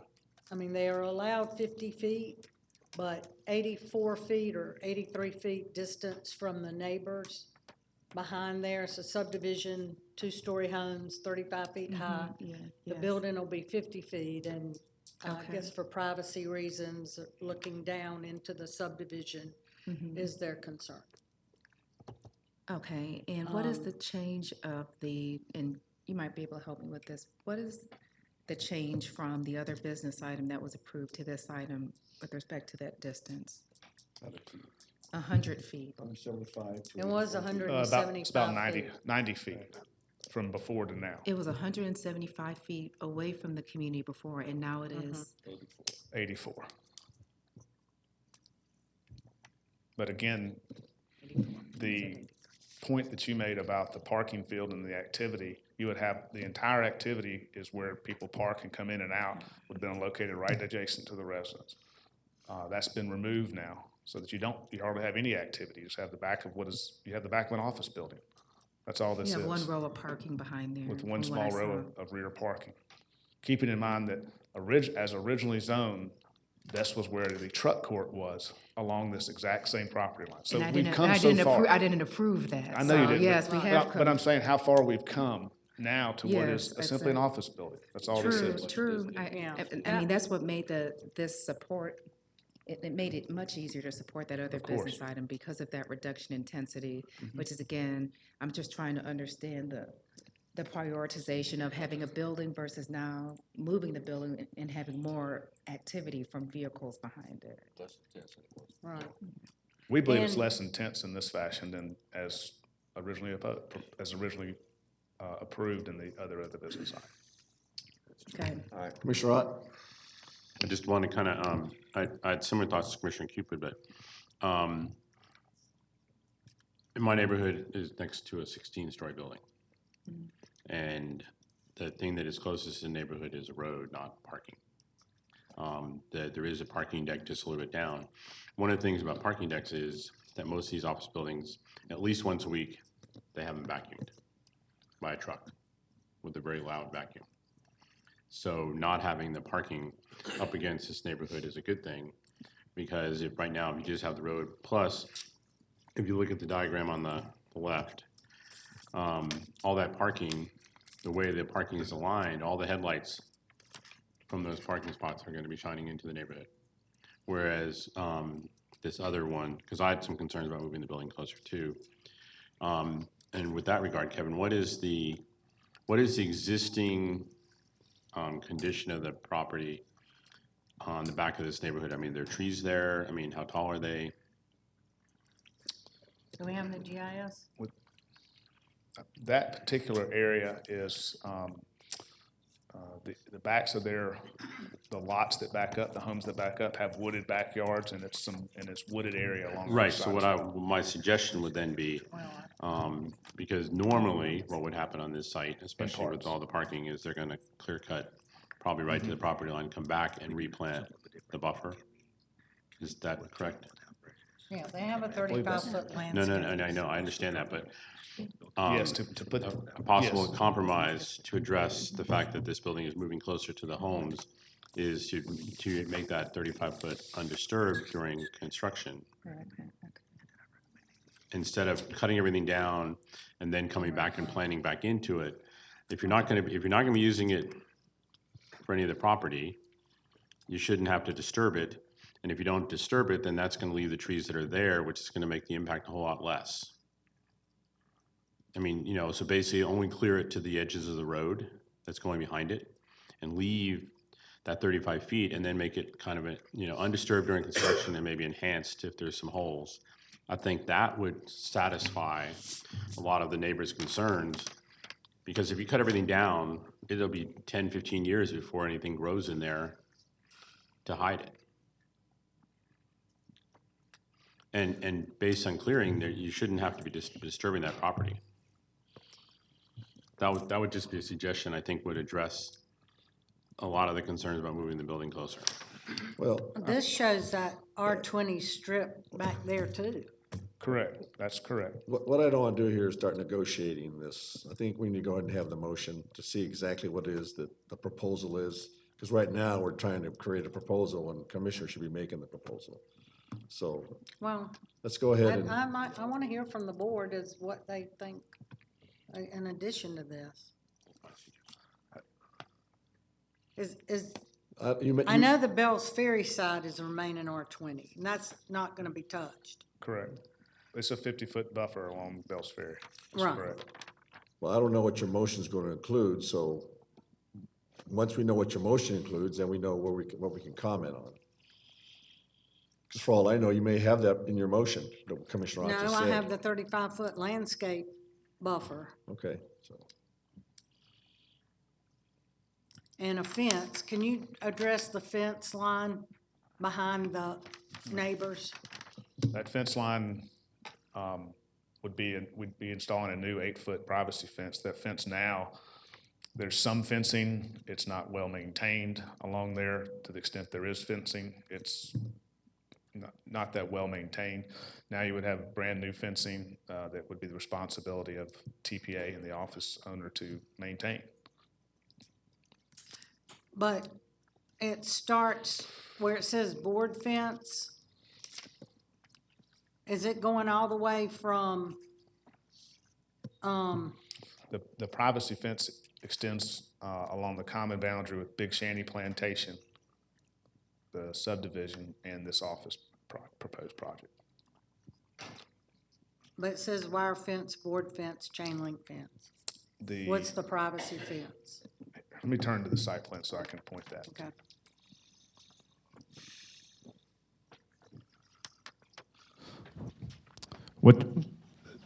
This is the shared boundary between Big Shanty Plantation and the proposed office project. So you have a new 8-foot privacy fence that would extend along this entire boundary. the pieces that you're picking up where it says wire fence, board fence, chain link fence, that's from the underlying survey showing you what's existing today. That's various chain links, wires, boards, all in disrepair along that line. A lot of it in disrepair. So we would simply come in and put up a new privacy fence and improve that condition tremendously. Okay, and that'll need to be part of the landscape plan to come back. It would, and it's also a separate stipulation. Okay. Can you put the GIS back up? And this question is for John Peterson. Currently, from what was approved on OB 14, is that R20 strip along Big Shanty Plantation remaining? Correct. We're not changing the zoning district. It's going to remain what Right. it is. Okay. But is it undisturbed? Well, it's gonna be. What is the, length of that? What's the distance? That R20 strip, is it 50, is that the 15 feet setback, 15-foot setback? Right up against them? I believe it's 30 or 35 feet, Commissioner. I don't have a scale, so I can't measure how wide it is. Oh, yeah, because it's 50 feet over here on Bell's Ferry. That's correct. And that's remaining. So that 35-foot landscape buffer that's R20 won't be disturbed either. Okay. Can't be disturbed. It just says the zoning category is the same, not that they can still disturb it unless you tell them you can't. But from OB 14, it is disturbed. So R20. What, is it undisturbed in OB 14, Debbie, Blair, or DeJohn, or whoever? I don't see it in OB 14. I'm trying to look in the underlying zoning before the OB 14, which would be Z20, so I'm scanning. Yeah, on the OB 14 site plan is just shown as a landscape buffer, so it's not designated as undisturbed. Correct. It can be disturbed and replanted. Okay. But is it 35 feet?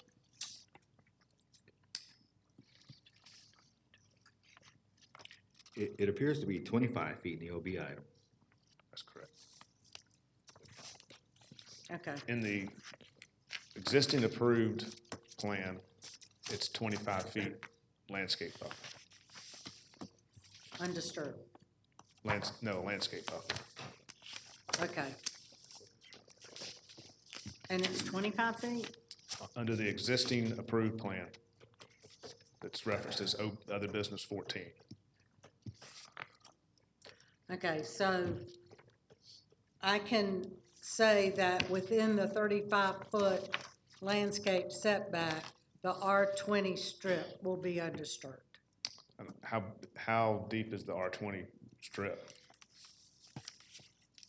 Can I give you an don't exact see- measurement? 'Cause I don't know that. It's on I the- don't see it referenced in the underlying zoning It's either. not. So I'm not sure where it Well, I came know we from. had it on the Bells Ferry side, and that's why I'm asking about this side. There was a buffer along there, but in the Yeah. OB 14, it didn't say that it was as an R20.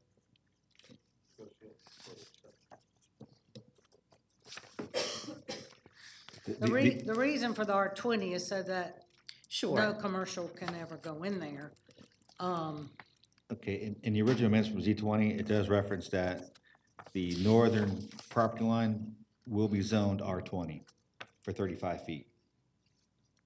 So it's 35 feet along Big Shanty Plantation and 50 feet along Bells Ferry Road, zoned R20. So what's shown on GIS is correct. Right. What condition was that? Okay. So, There was a separate letter. so that whole R20 strip is 35 feet? Except along Bell's Ferry where it's 50. Well, yeah, I'm talking about behind Big Shanty. It's all 35 feet there. Okay. So two things. That needs to stay undisturbed. And we discussed the office hours, but that wasn't in the last two zonings. So the operating hours, office hours, I'm recommending are 7 a.m. to 6 p.m. Monday through Friday. And then your construction hours, 8 to 6 Monday through Friday and 9 to 4 on Saturday. Is that acceptable? Two things. As far as office hours, it's an office, so you're gonna have people that need to come in after hours or stay late or that come in early. I mean, it's a regular office, but yeah, those are the general office hours for it, but understand it's an office building, so professional people in the office building I understand that, come but in. operating hours, when you're open, So I just making sure we're 7 to clear. 6, if there's a engineering firm in there or a high-tech jobs, and they're working on a project, I don't think anybody's gonna have a problem with them coming in over the weekend and, or working late, like one area, because there's gonna be multiple tenants in there leasing from TPA. It's not gonna be just one, or it could be. Could be. But typically, they have several, companies leasing, unless it's a corporate headquarters or something, but, you know. I mean, you've got Home Depot call center next door that's 24/7. Right. I just want to clarify that this is a regular professional office building, so that if we have hours, it doesn't work like it's a retail business that they lock and everybody goes home. It's an office building. So if we could say the general office hours, just because I don't want them being in I a know. situation where they can't Well, comply with the I've discussed stipulations. that. They understand that there could be somebody coming in, you know, that has a key or can get in. I don't see why we have to worry about that. It's an office building. And, you know, if there's gonna people come on the weekends and work, and somebody's gonna come in late, you're gonna have 10 cars instead of 200 cars. So I don't think we've ever done that before in an office building. Can't enforce it. There's no way to enforce it, no reason to enforce it. I was here, Chairman. Sure. Commissioner, I'm not supportive of the office hours either. However, I can appreciate your concern and not wanting to impact the surrounding area. I may be in support of not having people park behind the property at certain times of night, but I'm not supportive of limiting the office hours. Okay, well, all right.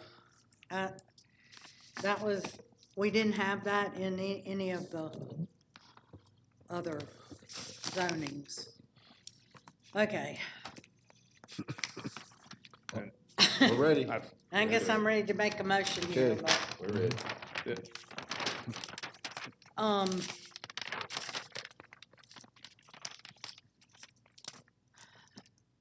this is,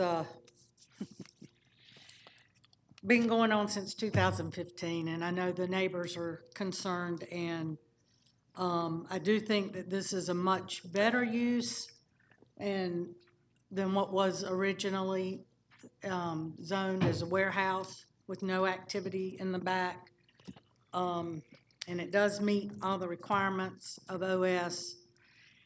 There's, I mean, we've been through all the impervious surface, maximum at 30.3%, which is more than half of what's allowed. The pervious pavers, the 50-foot buffer on the Bells Ferry that remains R20. How it's gonna be moving out of the floodplain. I understand the concerns, even with the regional retention facility. This area does have issues with flooding. But I think that this has been mitigated with the things in place. So the distance is over and above what's required, and I think with the 8-foot privacy fence and keeping that R20 strip undisturbed, within the 35-foot buffer, will be part of my motion. Can that be undisturbed adjacent to Big Shanty Plantation? Yes, that's what I'm talking about. Okay. Well, the 50-foot buffer on Bell's Ferry side is already, isn't it? Okay, but it doesn't back up to any homes. No, that's right. Okay, but it remains R20 buffer. Yes. Okay, so, one thing I wanted to ask is, in the OB 14, one of the steps was to remove the debris that was clogging up the creek near the end of Big Shanty Trail and Briar Gate Lane. And I want to know if that has been scheduled or done or completed. Scheduled. Okay, well, it's supposed to be done before now, Right. because it was one of the We'll make requirements. sure it's done. Okay, in the next 2 weeks? Sure. Yes. Okay. All right. Because all those other steps are going to remain, so I'm going to add within the next 2 weeks for that.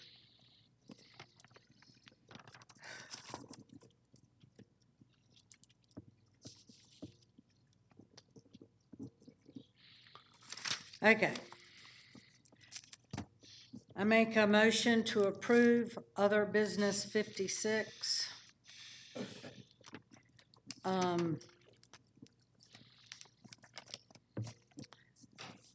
With letter from Mr. Kevin Moore dated November 16th. And the previous letters, October 9th and October 15th, not in conflict. Site plan submitted October 16th, specific to site plan submitted November 16th. DOT's recommendations and a fee in lieu of for the sidewalks at Bell's Ferry frontage.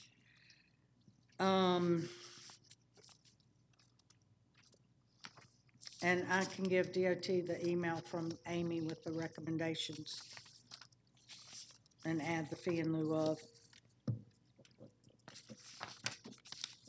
The 20-foot, the R20 strip along Big Shanty Plantation remain undisturbed.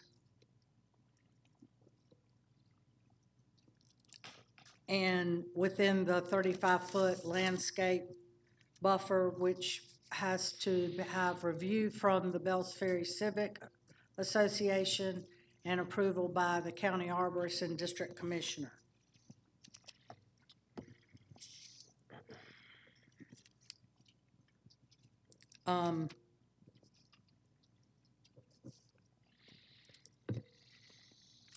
And the construction hours will follow the code, noise ordinance for the code. And I guess we're not putting in office hours.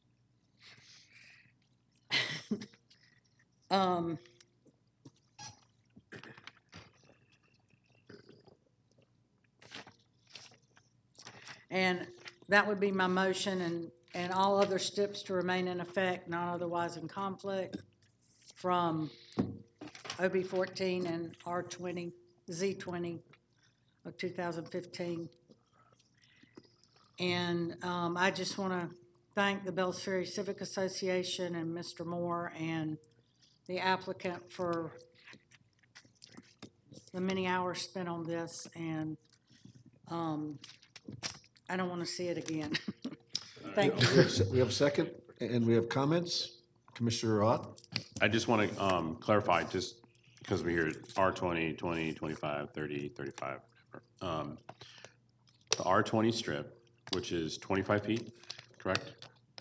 35. So the R20 is 35. All right, I just want to clarify because I thought I'd heard that it was 25 and then we were talking about 35-foot landscape buffer. So the 35-foot landscape buffer that we're talking about is basically going to be undisturbed. Is that correct? Okay, just want to make sure that, all right. Zoned R20. Right, yeah, which really doesn't matter a row of beans in what we're talking about, but really the undisturbed part is the most important part. Okay, that's all I wanted to clarify. Any other questions, Commissioner Weatherford? No. Commissioner, anybody else? With that, I'll call a question. Passes 4-1 with chairman in opposition. With that, we're going to take a 10-minute break. Thank you.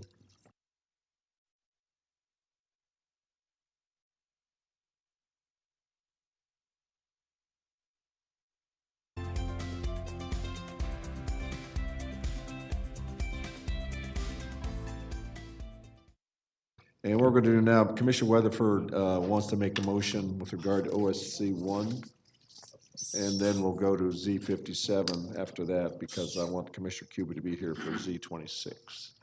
So, Mr. Chairman, I'd like to make a motion that we continue OSC 01 for 2018 to the December 18th hearing. Okay, we have a motion on the table to continue OSC 1 to, we have a second? Any discussion on that question? December, right. With that, I'll call the question. Passes 5-0. Okay, so now Commissioner Cupid's here, so we'll go to Z26. Okay. Rezoning case Z26, Austell Cosmetic Dentistry, request rezoning from NRC and LRO to RSL for the purpose of senior independent living in land lots 993 and 1006 of the 19th district. The property is located on the east side of Austell Road, south of Anderson Mill Road. Is the applicant present? Is the applicant here for Z26? Is there anyone here opposed to Z26? Mr. Chairman, Board, the applicant is not present and there's no one opposed to this. Okay, so who's here representing the applicant? The applicant is not present. I know, but there's anybody here representing them? No. In that case, I'll turn the floor over to Commissioner Cupid. So what's your recommendation for this, John? Commissioner Cupid, the staff would recommend the board withdraw this case without prejudice. Okay, yeah, okay, yeah. Okay, so I move that we withdraw this case without prejudice. Second, any discussion? Call the question. Passes 5-0. Thank you. All right, now Z57.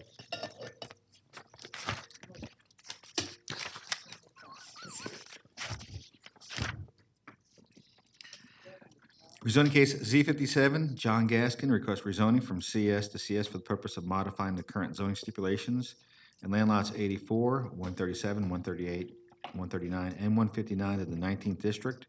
The property is located on the east side of Lost Mountain Road, south of Dallas Highway, across from Corner Road. The applicant's representative is present. Is there anyone here opposed to rezoning case Z57? Please keep your hands raised.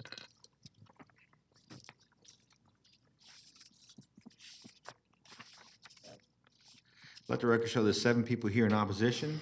All those wishing to address the board, please come forward to be sworn in. Mr. Peterson, could you ask for the number of those in support, please? Yes, sir. Can I get a show of people here who are in support of rezoning case Z57? Please raise your hands. Let the record show there's 3 people here in support.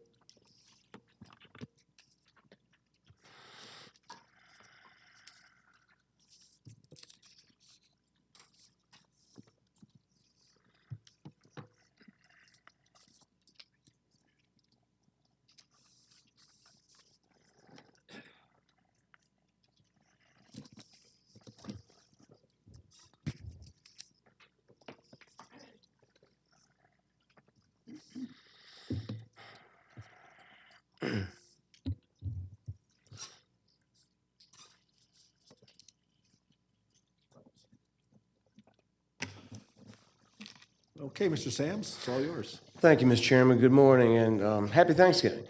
For the record, my name is Garvis Sams. I'm with the law firm of Sams, Larkin, Huff, and Bally, and I'm here today representing Mr. John Gaskin, who is the Vice President for Planning and Land Acquisition for Patrick Malloy Communities.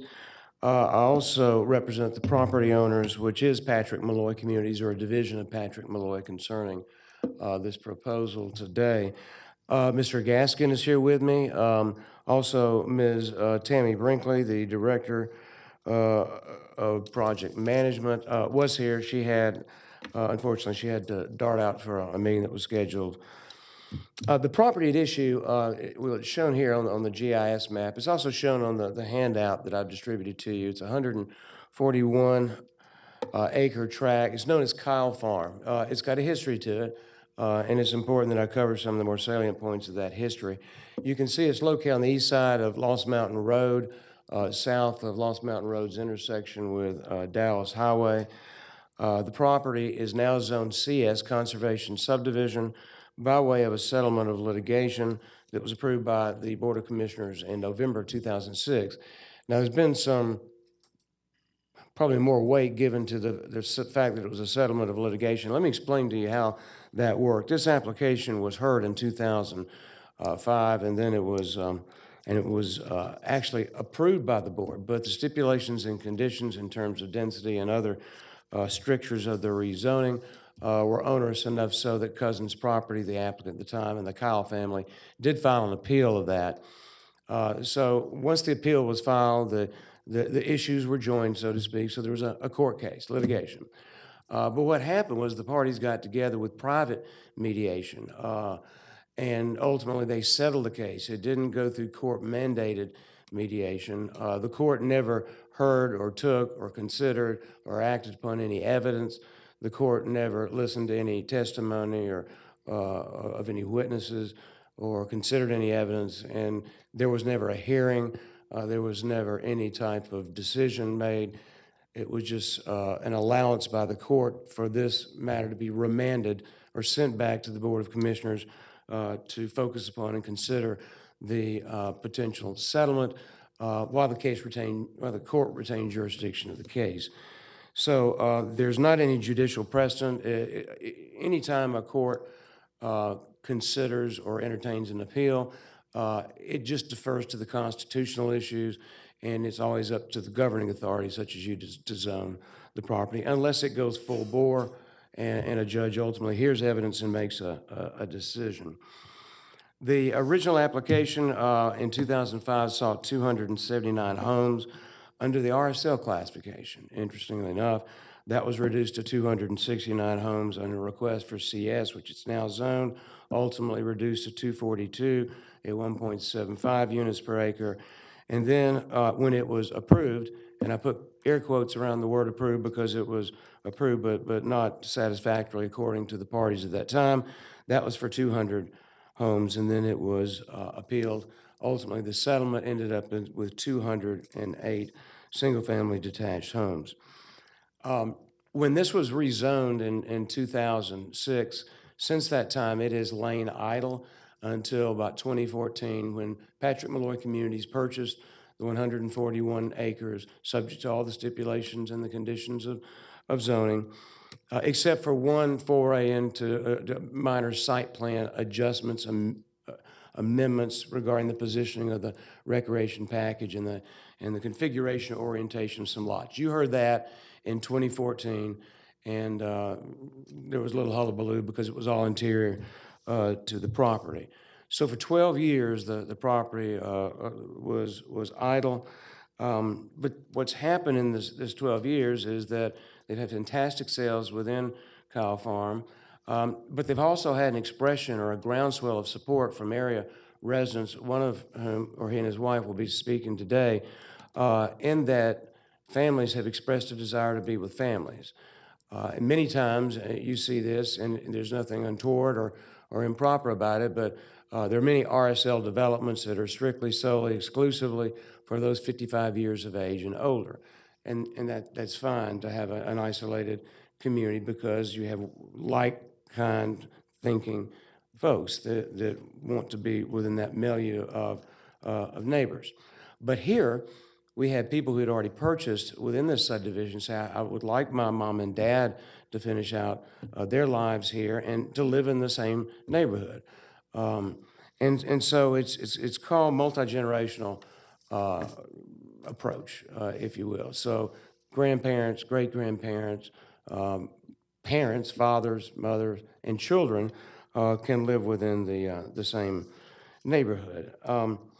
To give you an idea of the density surrounding this property, because it's pertinent for one reason you'll see in a minute.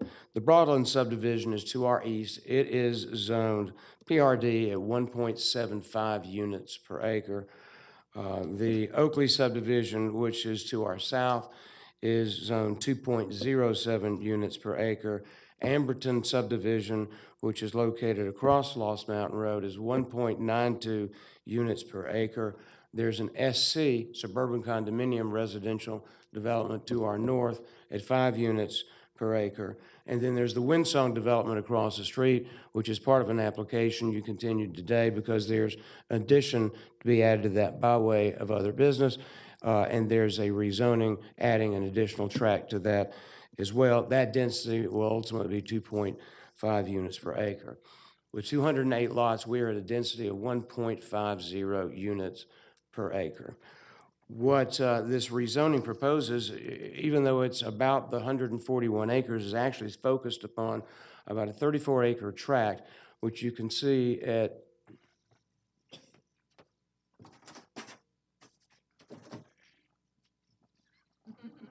up and down, right and left, north and south.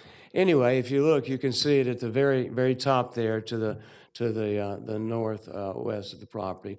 It's a different color, but that is the age-restricted component consisting of a total number of 70 homes, 30-some-odd acres, as I said.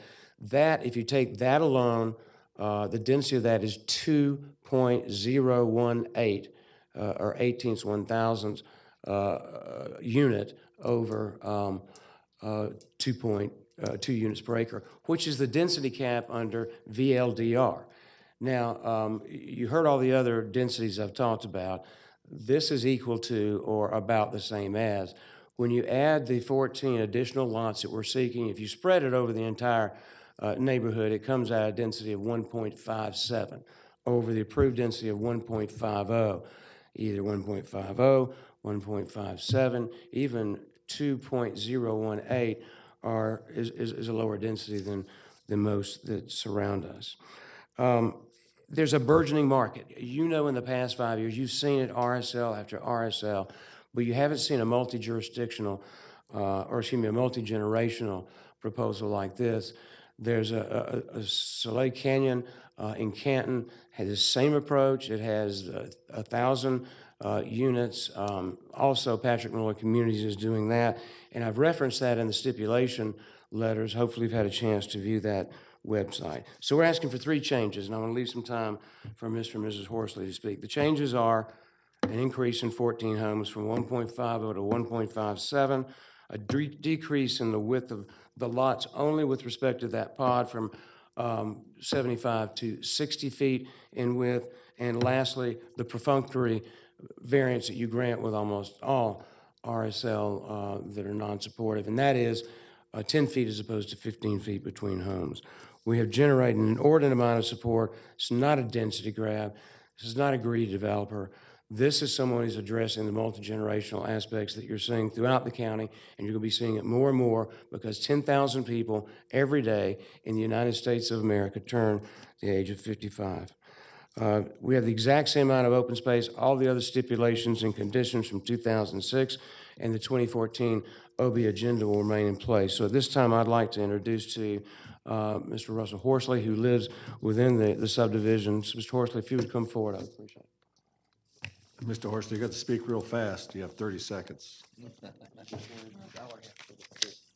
I'm here speaking on behalf of my wife and myself. We love the diversity at Cobb Farms, and we believe that this rezoning will increase the diversity in our community and make it stronger. We hope that you approve the rezoning. We see it as only a positive. We were original contract. We were the first contract. We own one of the biggest homes here. We would have the most to lose if it was a negative effect. We see this as a positive. Thank you. Thank you.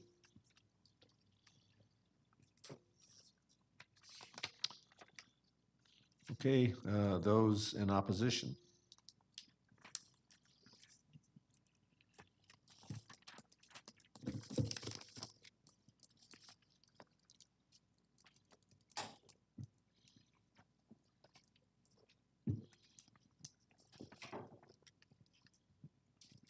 Hello, my name is Denise Hines, and I live at 5503 Clipper Bay Drive in the Echo Mill subdivision. I am the owner of All-in-One Community Management and have the privilege of managing many of the associations in the immediate vicinity of Kyle Farms HOA, such as Oakley, Amberton, and Broadlands. I believe I speak for the majority of homeowners in these subdivisions, including Echo Mill and beyond. Why are we here? Because a developer wants to make more money at the expense of our West Cobb residents. The residents of West Cobb grow tired of broken promises and disregard of zoning ordinances by developers. We'd like the Board of Commissioners to send a message to the developers that they will not allow developers to renege on their agreements. I will point out some of the major issues with this project. Nothing is stopping seniors from purchasing homes on lots as they are currently plotted in Kyle Farm. Too many RSLs in West Cobb. These projects take tax dollars away from the school system. There is an RSL across the street. In fact, Z62, which was postponed, is an attempt to increase the size of that RSL. How many RSLs do we need in a small vicinity? This proposal was first submitted June 7th, site plan stamped June 20th. Why is the developer only now applying at the 11th hour for RSL zoning? This seems like a last-minute density grab as the developer shoots darts to see what might get the BOC to approve it. If he wanted RSL, why not originally apply for that instead of substantially changing the application with 1 week before the hearing? This new proposal has not been considered by the planning commissioners, nor have neighbors had time to weigh in on it. The people who are currently living Kyle Farms that the developer mentions in support of this application were not the ones that negotiated in 2006. Again, broken promises. This application, as staff noted, is an attempt to change the zoning of an already plotted subdivision without any hardship. The applicant is requesting a variance changing 56 lots to 70 with no hardship. You might think 14 lots, so what? But where does it stop? This proposal violates several portions of the county code 134-2032 RSL, non-supportive residential units. 134-2032 LR states no RSL may be located within an existing subdivision. This is an existing subdivision. LP states that RSL amenity areas must be designed for residents 55 and older. The developer simply states that they agree to completion of the oversized amenity center, which is currently being built to accommodate all of Kyle Farms residents by spring 2019. How will the design accommodate those 55 and older? LJ requiring an HOA. Will the RSL have its own HOA separate from Kyle Farm? 5, buffer requirements. RSL requires 20 minimums. This is not mentioned in the new application by the developer, but he does mention that RSL across the street with a reference to, as an existing suburban condominium, age-targeted homes, the RSL across the street has 50-foot buffers along Lost Mountain Road and 75-foot buffers along Pickens Road. To be keeping with that neighborhood, if approved, the developer, should match the 50-foot buffer and screening standards. The parcel has current zoning CS, which is similar to Cobb's existing OSC code. Lots developed on this, as an R30 OSC would have a minimum of 15,000 square foot size. These lot sizes proposed by the developer are out of keeping with the existing OSC code, as well as not in keeping with the look and feel of the neighborhood. I brought a petition, which I emailed to everyone this late last night, on behalf of our residents of West Cobb. As of last night, we had 322 signatures. We now have 385. And if you are even considering voting for this rezoning, please postpone it to the December meeting, because I guarantee by the December meeting we'd have over 1,000 people sign this petition. May I give this? Has everyone seen it? To the clerk. Thank you. And again, just say no. Thank you for listening. Okay, just one comment. I thought the planning commission recommended denial on this. They did. I'll refute what she's talking Okay, about. so I just want you to know, ma'am, that the planning commission heard this case. Oh, excellent. They denied it? Yes, they recommended denial, so I just want to make sure for the record that. No, I will do. I'll handle that. Okay, all right. We still have 5.5 minutes for anyone else that wants to speak in opposition. I see none. I'll turn the floor over to Commissioner Weatherford. Thank you, sir. Well, first of all, let me clarify some things. As you stated, this was heard. So the petition as presented is an error. So you're certainly entitled to your own opinion, but not your own facts. And and I would ask Ms. Blair and Mr. Peterson whether or not this has met all the criteria as far as dates and zoning and appropriate notifications. Yes, it has. All right, so all of the petition which was just presented, which states none of that happened, is erroneous, correct? I mean, this met all our criteria as far as notification, dates, et cetera. That's correct. Followed the due process. That's correct. Excuse me, Commissioner, what does the petition assert? That it was not done in a proper manner against okay. code and didn't follow the correct procedures. Okay, so it's There not was enough necessarily in time. opposition to the development, it's the process that is in opposition. Correct. Okay. I'm just reading what you put in here in your vote no. It said has not been considered by the planning commissioners. It has. Nor have neighbors had time to weigh in on it. They have. It's all, the notification came in a week before. All of this has happened due process. Okay. So that isn't correct. I asked for some research on this particular one, and Ms. Blair did that, and I believe your opinion as far as the mediation is the same as Mr. Sam's? Or- Yes, absolutely. So it can definitely be considered today. Right. So as a result.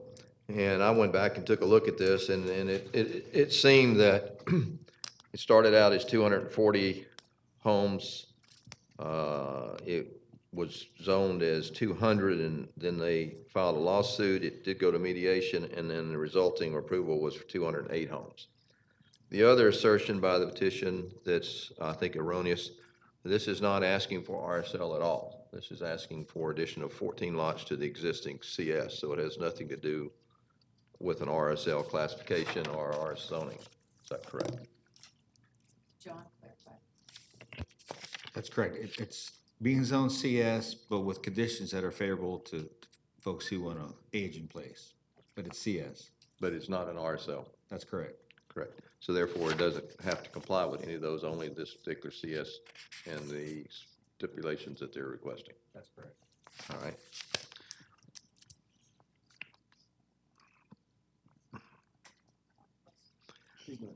The other is that there is a, way I understand it, that this will be an HOA within an HOA, that the restricted, it'd be age restricted, but it's definitely not RSL.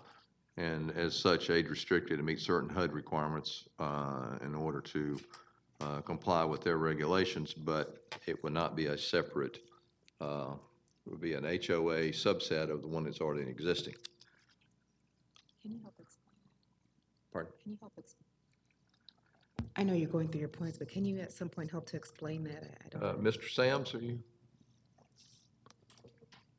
Can you explain what I didn't explain? I'll do my best to either that or explain what. Regarding I the didn't explain. HOA and everything. Yes, sir. This, and as you'll notice by some of the stipulations, this will be, as you said, a subset, but it will be its own independent homeowners association, mandatory HOA will be funded in terms of, because the width of the frontage is smaller, so the lots are smaller. The lots, front, side, and rear will all be maintained by the HOA. Was that your question? There was a comment made about it meeting certain HUD requirements. Is there Yeah, a the certain Federal Fair Housing Act, I stipulation? think, is probably what the commissioner was referring to. Federal Fair Housing Act allows discrimination. It sounds odd to say that, but it allows discrimination against folks that are under 55 years of age and older. So we will, as a part of the mandatory HOA and the covenants, conditions, and restrictions, they'll have recitals in there that we're following the Federal Fair Housing Act requirements with respect to discriminating against those that are 55. So this is not a RSL community. is increasing the number of homes a part of a general population community, but there's a HOA restriction based on age. We're not based solely on age. The covenants, conditions, and restrictions will cover the whole gambit of signage and maintenance of common infrastructure and contributions toward the amenity package, which, Right. by the way, has senior components to it. Because I've seen where you've had multiple communities in the same area that have different governing HOAs, but you just made a comment about it complying with HUD and it permits discrimination on age. What does that have to do with having two separate HOAs? I thought that was the commissioner's question. We've got two Is it a subsets. question or is it a? I'm sorry? I'm sorry, is it a certain? Okay, go They're ahead. restricting go it ahead. to 55 and older in this particular part of their HOA association. Yes, But ma'am. it's not RSL, but there is No, it's that, not an but RSL. there is that restriction in the Just like covenants. you restrict how many rentals you can have or whatever. Similar to, Okay. it comes to mind, Skip Harper had a rezoning of Mount Calvary at Dallas Highway. He rezoned it to some OSE classification, Commissioner, but he had in his documents that it would be age restricted. I see, yep, thank you. Yes, ma'am. Thank you. Anybody else have any questions for Mr. Sam?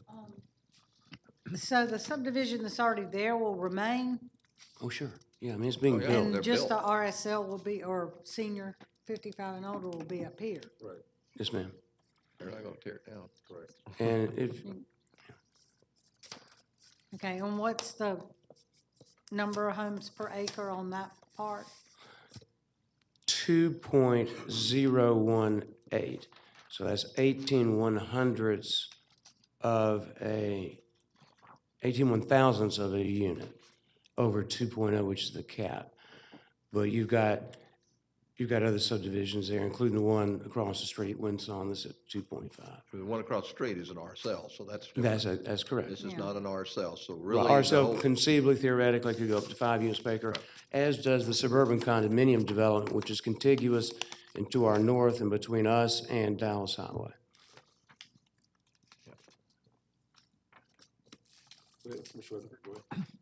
Commissioner, do you have any more questions? What's the density in the existing subdivision? 1.50 units per acre. This would increase it to 1.57 Yes, sir. overall.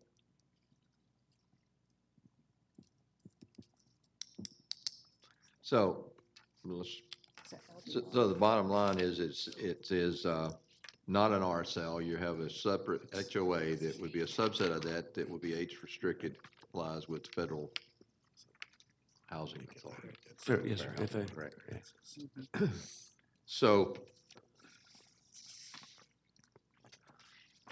one question that was brought up was buffer along Lost Mountain, and I can't exactly tell what is that going to be? When this was rezoned, it was, there was a requirement for 60-plus acres in open space, which includes inordinate buffers of 100 feet in width. May I ask Mr. Gaskins to specifically respond to that? Correct. So he can explain what I'm trying to explain. You saw this right from- For the record, my name is, excuse me, is John Gaskin, applicant, and here on behalf of the owner, Ballantree PMC Communities. The current zoning required a 100-foot buffer the entire length of Lost Mountain Road, and we're not changing any of that. So we'll continue, assuming this zoning goes through, to be a 100-foot buffer off of Lost Mountain Road before any lots start. Correct. Thank you, sir. As there is the entire perimeter, to the north, to the east, any exterior property line is a 100-foot buffer. Thank you, sir. And to be honest, when I first heard this and started hearing and getting concerns from neighbors, adjoining neighbors in that area, on the surface, it appeared to be a land grab. They were trying to add some additional lots, whatever. Then when I discussed it with them and some of the residents there, it realized they were trying to develop multi-generational. Then I started peeling it back and trying to figure out what the actual density would be. And when discovered that it would likely only increase the overall density by 0.07 from 0.5 to 1.57, it didn't seem to be much ado about nothing. And then when I took a look at this particular 34 acres and broke it out in my mind as whether or not if they just decided to subdivide this and completely come in an RSL zoning, they could certainly request up to 4 to 5 units per acre if it was zoned as RSL, when in fact they were requesting in that particular area 2.08. So with the VLDR, then and it's very close to what could be approved there as well. So it appears to me that it is a good project, and I think maybe that my motion, I'll clarify some other things, but unless anyone had any questions, I'm ready to make a motion. It's all yours. Anybody?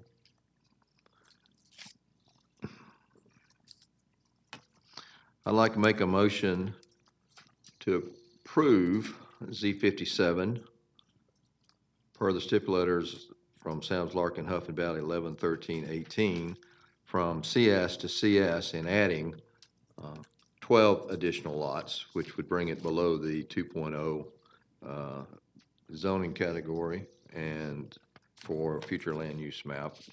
All other conditions in effect, otherwise in conflict with staff. But In a second? I'll second for the purpose of discussion. Thank you.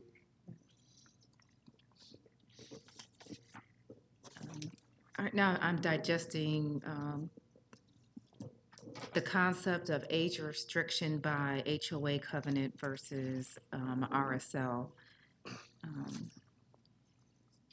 And just doing some very cursory research online and seeing that some other communities have covenants of the like, and seeing just back and forth communication on that. The restricted portion or the of this community that's at issue today, what would be the percentage age restriction? Would it be 100% of the lots are age restricted? Within the 100% of the new lots? The new lots? Yes, 100%. Yes, ma'am. So there's 70 lots in that final phase, and the totality of them age restricted. And then Commissioner Weatherford, did you provide that the density would be 2.08 just in that area? 2.018.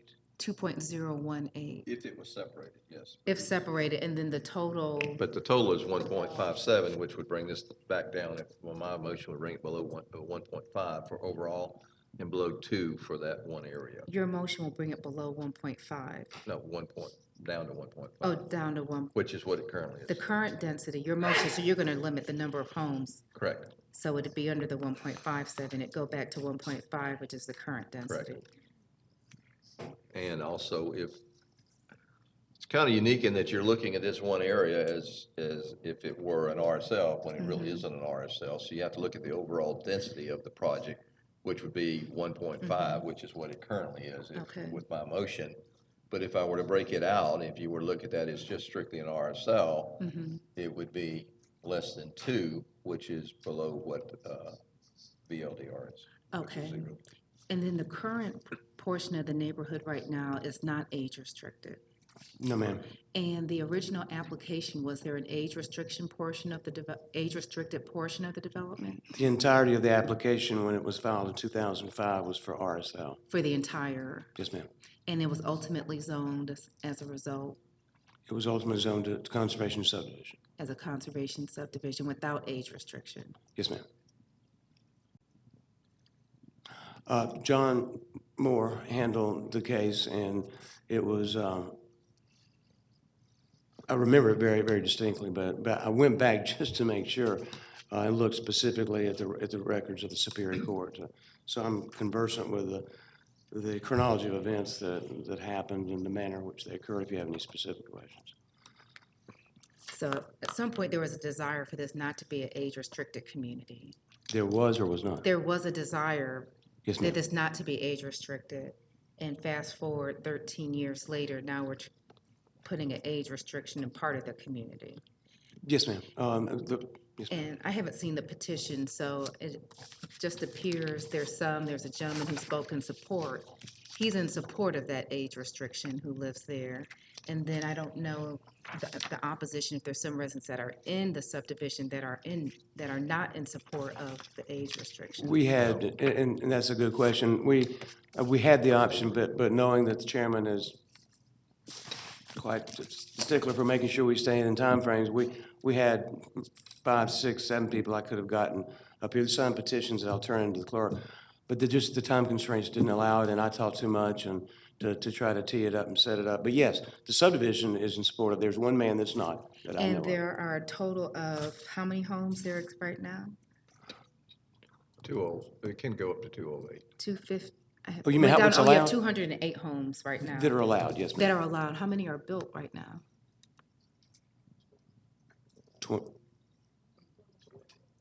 20. So this zoning is going to finish the development in that general population area and then finish the northern portion with RSL. Yes, ma'am. Well, Okay. with age restricted. I'm sorry, not RSL, age restricted. I I'm knew what you sorry, meant. age restricted by way of covenant homes to the tune of 70 lots. Yes, ma'am. If I may, just for a minute, this is the property outlined in the green here. This is Lost Mountain Park, of course, has frontage on Dallas Highway. This is the suburban condominium that I was referring to. The rest of this is within a community and/or a neighborhood activity center. All has contiguity to this, which is only relevant to the extent that an age-restricted product for this component, which is the phase, as you see on the top here. The balance of the subdivision is a traditional subdivision with 75 feet in width, lots and higher. And That shouldn't border anybody. let me, this is the amenity package, and just to speak, I know no one asked me, but I'm going, so Mr. Chairman, you stopped me, but it's got bocce ball courts, it's got an event platform. Yes, it has younger people's ability to play tennis, it's got a pool for all generations, it's got a playground for kids and splash and volleyball, so it does address active adult, but it does address families too. And these amenities will be open to the entire community? Yes, ma'am. Okay. And the cost, price tag on that is $2.7 million. Okay. Well, Those are all the questions I have. Yeah, the community, the HOA community, or the whole. I'm talking about, this will be available to the entire community. Absolutely. The current residents in addition to the new residents. Yes, ma'am. So there will be some agreement between both entities about the shared maintenance and Oh, absolutely. operation. The participation with respect to homes will be the same as a traditional single-family detached home or an age-restricted single-family detached home. Same contribution toward the infrastructure and the amenities. Okay, thank you. Yes, ma'am. Any other questions? Commissioner Burrow? How many, you said 20 homes are in the existing subdivision and you're allowed 208? It's in From the the process of mediation? being constructed, yes, ma'am. 20 are built? Yes, But ma'am. how many will be in that part of the subdivision that's existing? Well, it's 200, and we're increasing from 208 to 222. So subtract 70 from that, and that'll give you that number. 70 will be in the, So you have a total of 222 homes? yes, ma'am. Okay, well, Well, actually, I think the commissioner's motion it doesn't mirror, said, yeah, he knocked off, instead of 14 additional, he said 12. Right. So you're proposing 220. Correct. Right. Mainly was to get it down to below 2, Mhm, going right. over, I mean, the 1.5 again. okay, and well, this is in VLDR, and you've got variances on the, between homes and the lot size. The street frontage. We're not asking for any variances as to the lot size. What it says here, Well, it says 60-foot width, and it's The width. 75 in the current zone. Right, but we're not asking for any variances to lot size, just the width. The homes will still be consistent with the square footage of the lots that those homes sit on in the balance of the subdivision. They'll be longer.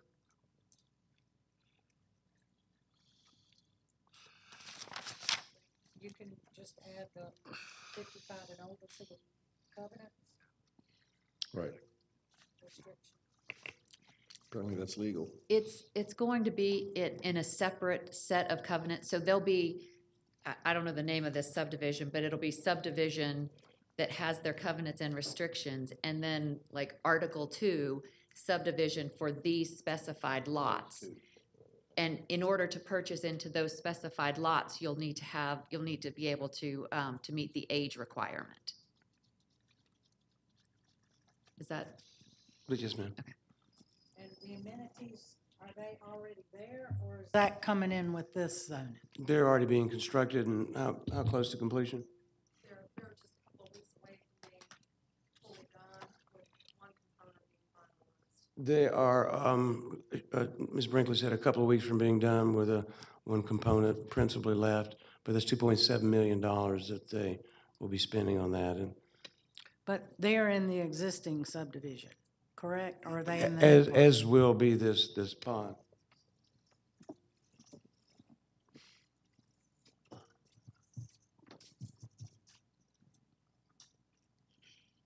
Right there. Oh, that's the park. Yeah, Well, this is confusing. there's a better. I had to put shade in there so it can get to walk out the park. okay. To orient you with respect to this exhibit, which you haven't seen, this shows Lost Mountain Road here, and then the configuration of the subdivision, the park that fronts on Dallas Highway is there, but this is the layout of the amenity, Commissioner Burrow.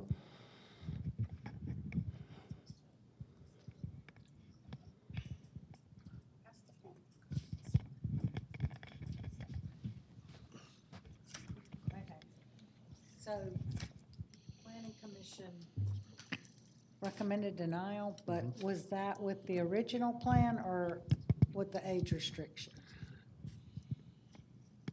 Or what changed from their vote? Because they're not, they voted on it prior to this month, because it was held or continued. I'm not sure what the reason was. You were- Yeah, well, I unfortunately didn't get involved until after the Planning Commission hearing, when Mr. Gaskin was here and asked me to represent them, and I said, well, you're behind, or between a rock and a hard place, because you just got a Planning Commission recommendation for denial. There was no one here in opposition to that at the time, and we, meaning Mr. Gaskin at that time before I was involved, no discourtesy to him, I hadn't fully articulated the support that we have in the subdivision for this from the residents whose petition I'll hand in just a minute. So I felt like that needed to be articulated. There were many people giving weight to the judicial process, but it wasn't a decision on the merits by a court. It was a decision reached by the Board of Commissioners at that time. So I thought we needed to distinguish those two items and show that the community actually embraces this. The one spokesman I've heard is evidently a representative of a third-party management company for other subdivisions, and that's fine, that she has a right to express her opinion. But all in all, whereas a lot of opposition can be generated in that area, there's not someone from Amberton, there's not someone from Oakley here today to speak on their behalf.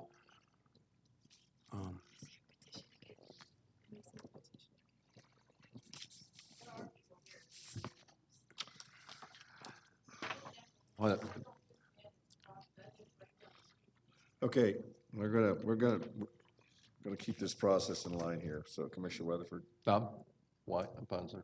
Okay, so you made your motion. We have a second. Is there any further discussion? Commissioner Cupid, you're still doing some homework here. I just looked at the top of the petition, and I can understand why the community has some concern. And it looks, and help me, Garvis, this was a platted subdivision prior, which tends to indicate what the pattern of development will be in a subdivision when somebody buys into a platted subdivision. But, so, okay, It's platted. yeah. Mr. Chairman, I think we just need to keep the discussion between you and the board here. This is just a lot to digest. I'm not necessarily opposed to it. I think the concept is interesting, but it's a lot to look at a new concept like this. For me up here, I mean, generally, there's a lot of deference to the commissioner, but if the community is also getting something new, you know, is this a lot for them to digest as well? I also know we only heard from one person in the community. I don't know the tenor of those that live in the community, because I know one of the most challenging things is to live in a community you expected to see fully built out. And you're talking from 2005, there's only 25 homes. That's got to be, in some respects. there was no development There was no until, developed homes. there was no development, Commissioner, until after Until 2014. 2 years ago, until 2 years ago, is that what? Yes, ma'am. I just don't, again, this is not my area. This is just a very new concept for me to digest, a coveted restriction on age and how that impacts the initial plan of a platted subdivision that came before. Well, us let me rezoning. suggest something. We obviously own the property. We're not under contractual timeframes. We certainly want to hit a market for age restricted in the multi-generational aspect. But I have the latitude to agree to continue this, to get you more information, and to bring more people like Mr. and Mrs. Horsley, if they're kind enough to, you know, how zoning hearings are, people working, but either petitions from or people here to speak on that, and I'm sure the lady from Echo Mill will do the same. So I'm not asking it be continued, but if that's an option that you're considering, that's much better than making an uninformed decision. You know, if you wanted to have a subset HOA in any subdivision that was age restricted, you would not need this board's permission to do that, would you? No, sir. So you could pick any subdivision that's existing in Cobb County and say, I want to build the next 20 homes, just like they're zoned, but I want to age restrict them with a subset HOA. Yes, sir. Which is simply what you're doing here, except you're asking for a couple concessions on the frontage so you can have homes closer together, which is what most 55 and older want, but the lot sizes remain the same. The lot size comport with the CS district, yes, sir. So, in deference to Commissioner Cupid, it may be a new concept, but it's not, what it really boils down to is, are we gonna let them have 12 more lots than what they're zoned, and they can do with those lots what they wish, or are we not? Because to me, it's a unique concept when I first heard about it, and I did talk about the one up in Canton that seems to be fairly successful, which is multi-generational. I actually like that concept better than RSLs, to be honest with you. So that you would have a blend of homes that are, you know, age restricted. You're gonna be seeing a lot of these in the future, I think. And there are less restrictions and, you know, things on this, and you actually get a better product, I think. So I'm not sure that whether or not it's age-restricted HOA is the question here. It's whether we want to give them 10, 12, 14 more lots, if I understand it right. So it's up, actually, it's your motion. Commissioner Rao, you have a question? I agree with Commissioner Cupid, and I just, I could support a continuance. I can't support the project. Yeah, I just sort of see it as, so if we went to 200, everybody would be happy, except for Mr. Garvis and the developer. We're asking for 12 more lots here, and I'm going, they're gonna get 200 if we approve it, instead of 212. And they'd still get the covenants that they're looking for, so I don't see the reason for why we couldn't accept the 200. I can't. 208 is what it's about. Yeah, but the Planning Commission denied it, all right? The board, the staff recommends 200. No, sir. Well, That's what it was approved. yeah, that's what is approved, so let's just go. 12 years ago, it's 208 is what's approved. All right. Let me go back here. Is that correct? It was 208 is what you can do, 208 right? is what the Board of Commissioners zoned it back in 2006, yes, sir. All right. So what you're saying is leave it at 208, we just give them the Right. setback and the, between the houses. So then, as long as the board approved 208, we stay with 208? All right? I mean, I understand, appreciate the concerns of those who spoke here, but it's got to be a compromise. So the compromise is we retain the original the board recommendation of 208. That I can support. And that was through the mediation from the lawsuit. That was what this board approved. The mediation was different, I think, or something, I don't remember. Well, So you're saying with the zoning, with the It's fine. setbacks and the between the houses and stuff? Yeah, no variance. It says, I'm sorry, you're right, it was it's allowable units of zone 208. So let's just, I can support the original zoning of 208, that's what I can support. I can't support the additional houses. There's no argument for it. But with the setbacks and the difference. Well, Well, I again, mean, I don't really see, I mean, there's no justification for any of the changes. I mean, literally, all this is adding more lots. Right. All the multi-jurisdictional stuff, I mean, that's just kind of fluff. I mean, the fact of the matter is, they could do that without any of the zoning, without coming to the board. They can make multi-jurisdictional throughout the entire subdivision. I mean, that's all great concept. It has nothing to do with this. This is adding lots, Right. plain and simple, nothing else. Yeah. And to reduce it down to, back to the 208 and say we're gonna give the variances, well, why? Why reduce the lot sizes? I mean, there's no reason for it. It has nothing to do with the multi-jurisdictional stuff. I mean, if they can build whatever kind of houses they want, they can make it whatever kind of age restriction they want. We don't need to be, this is increasing lots, plain and simple. so that's what I'm saying, stay with the 208. And mirror what's there. And then they can build a house, whatever house they want to. Same stick set up there. Because we can't let the RSL slide in the conversation because we're trying to give it the cloak of an RSL. No, we can't be doing that, all right? If they want to move here, they can move here. And they build it within existing lot sizes as originally zoned.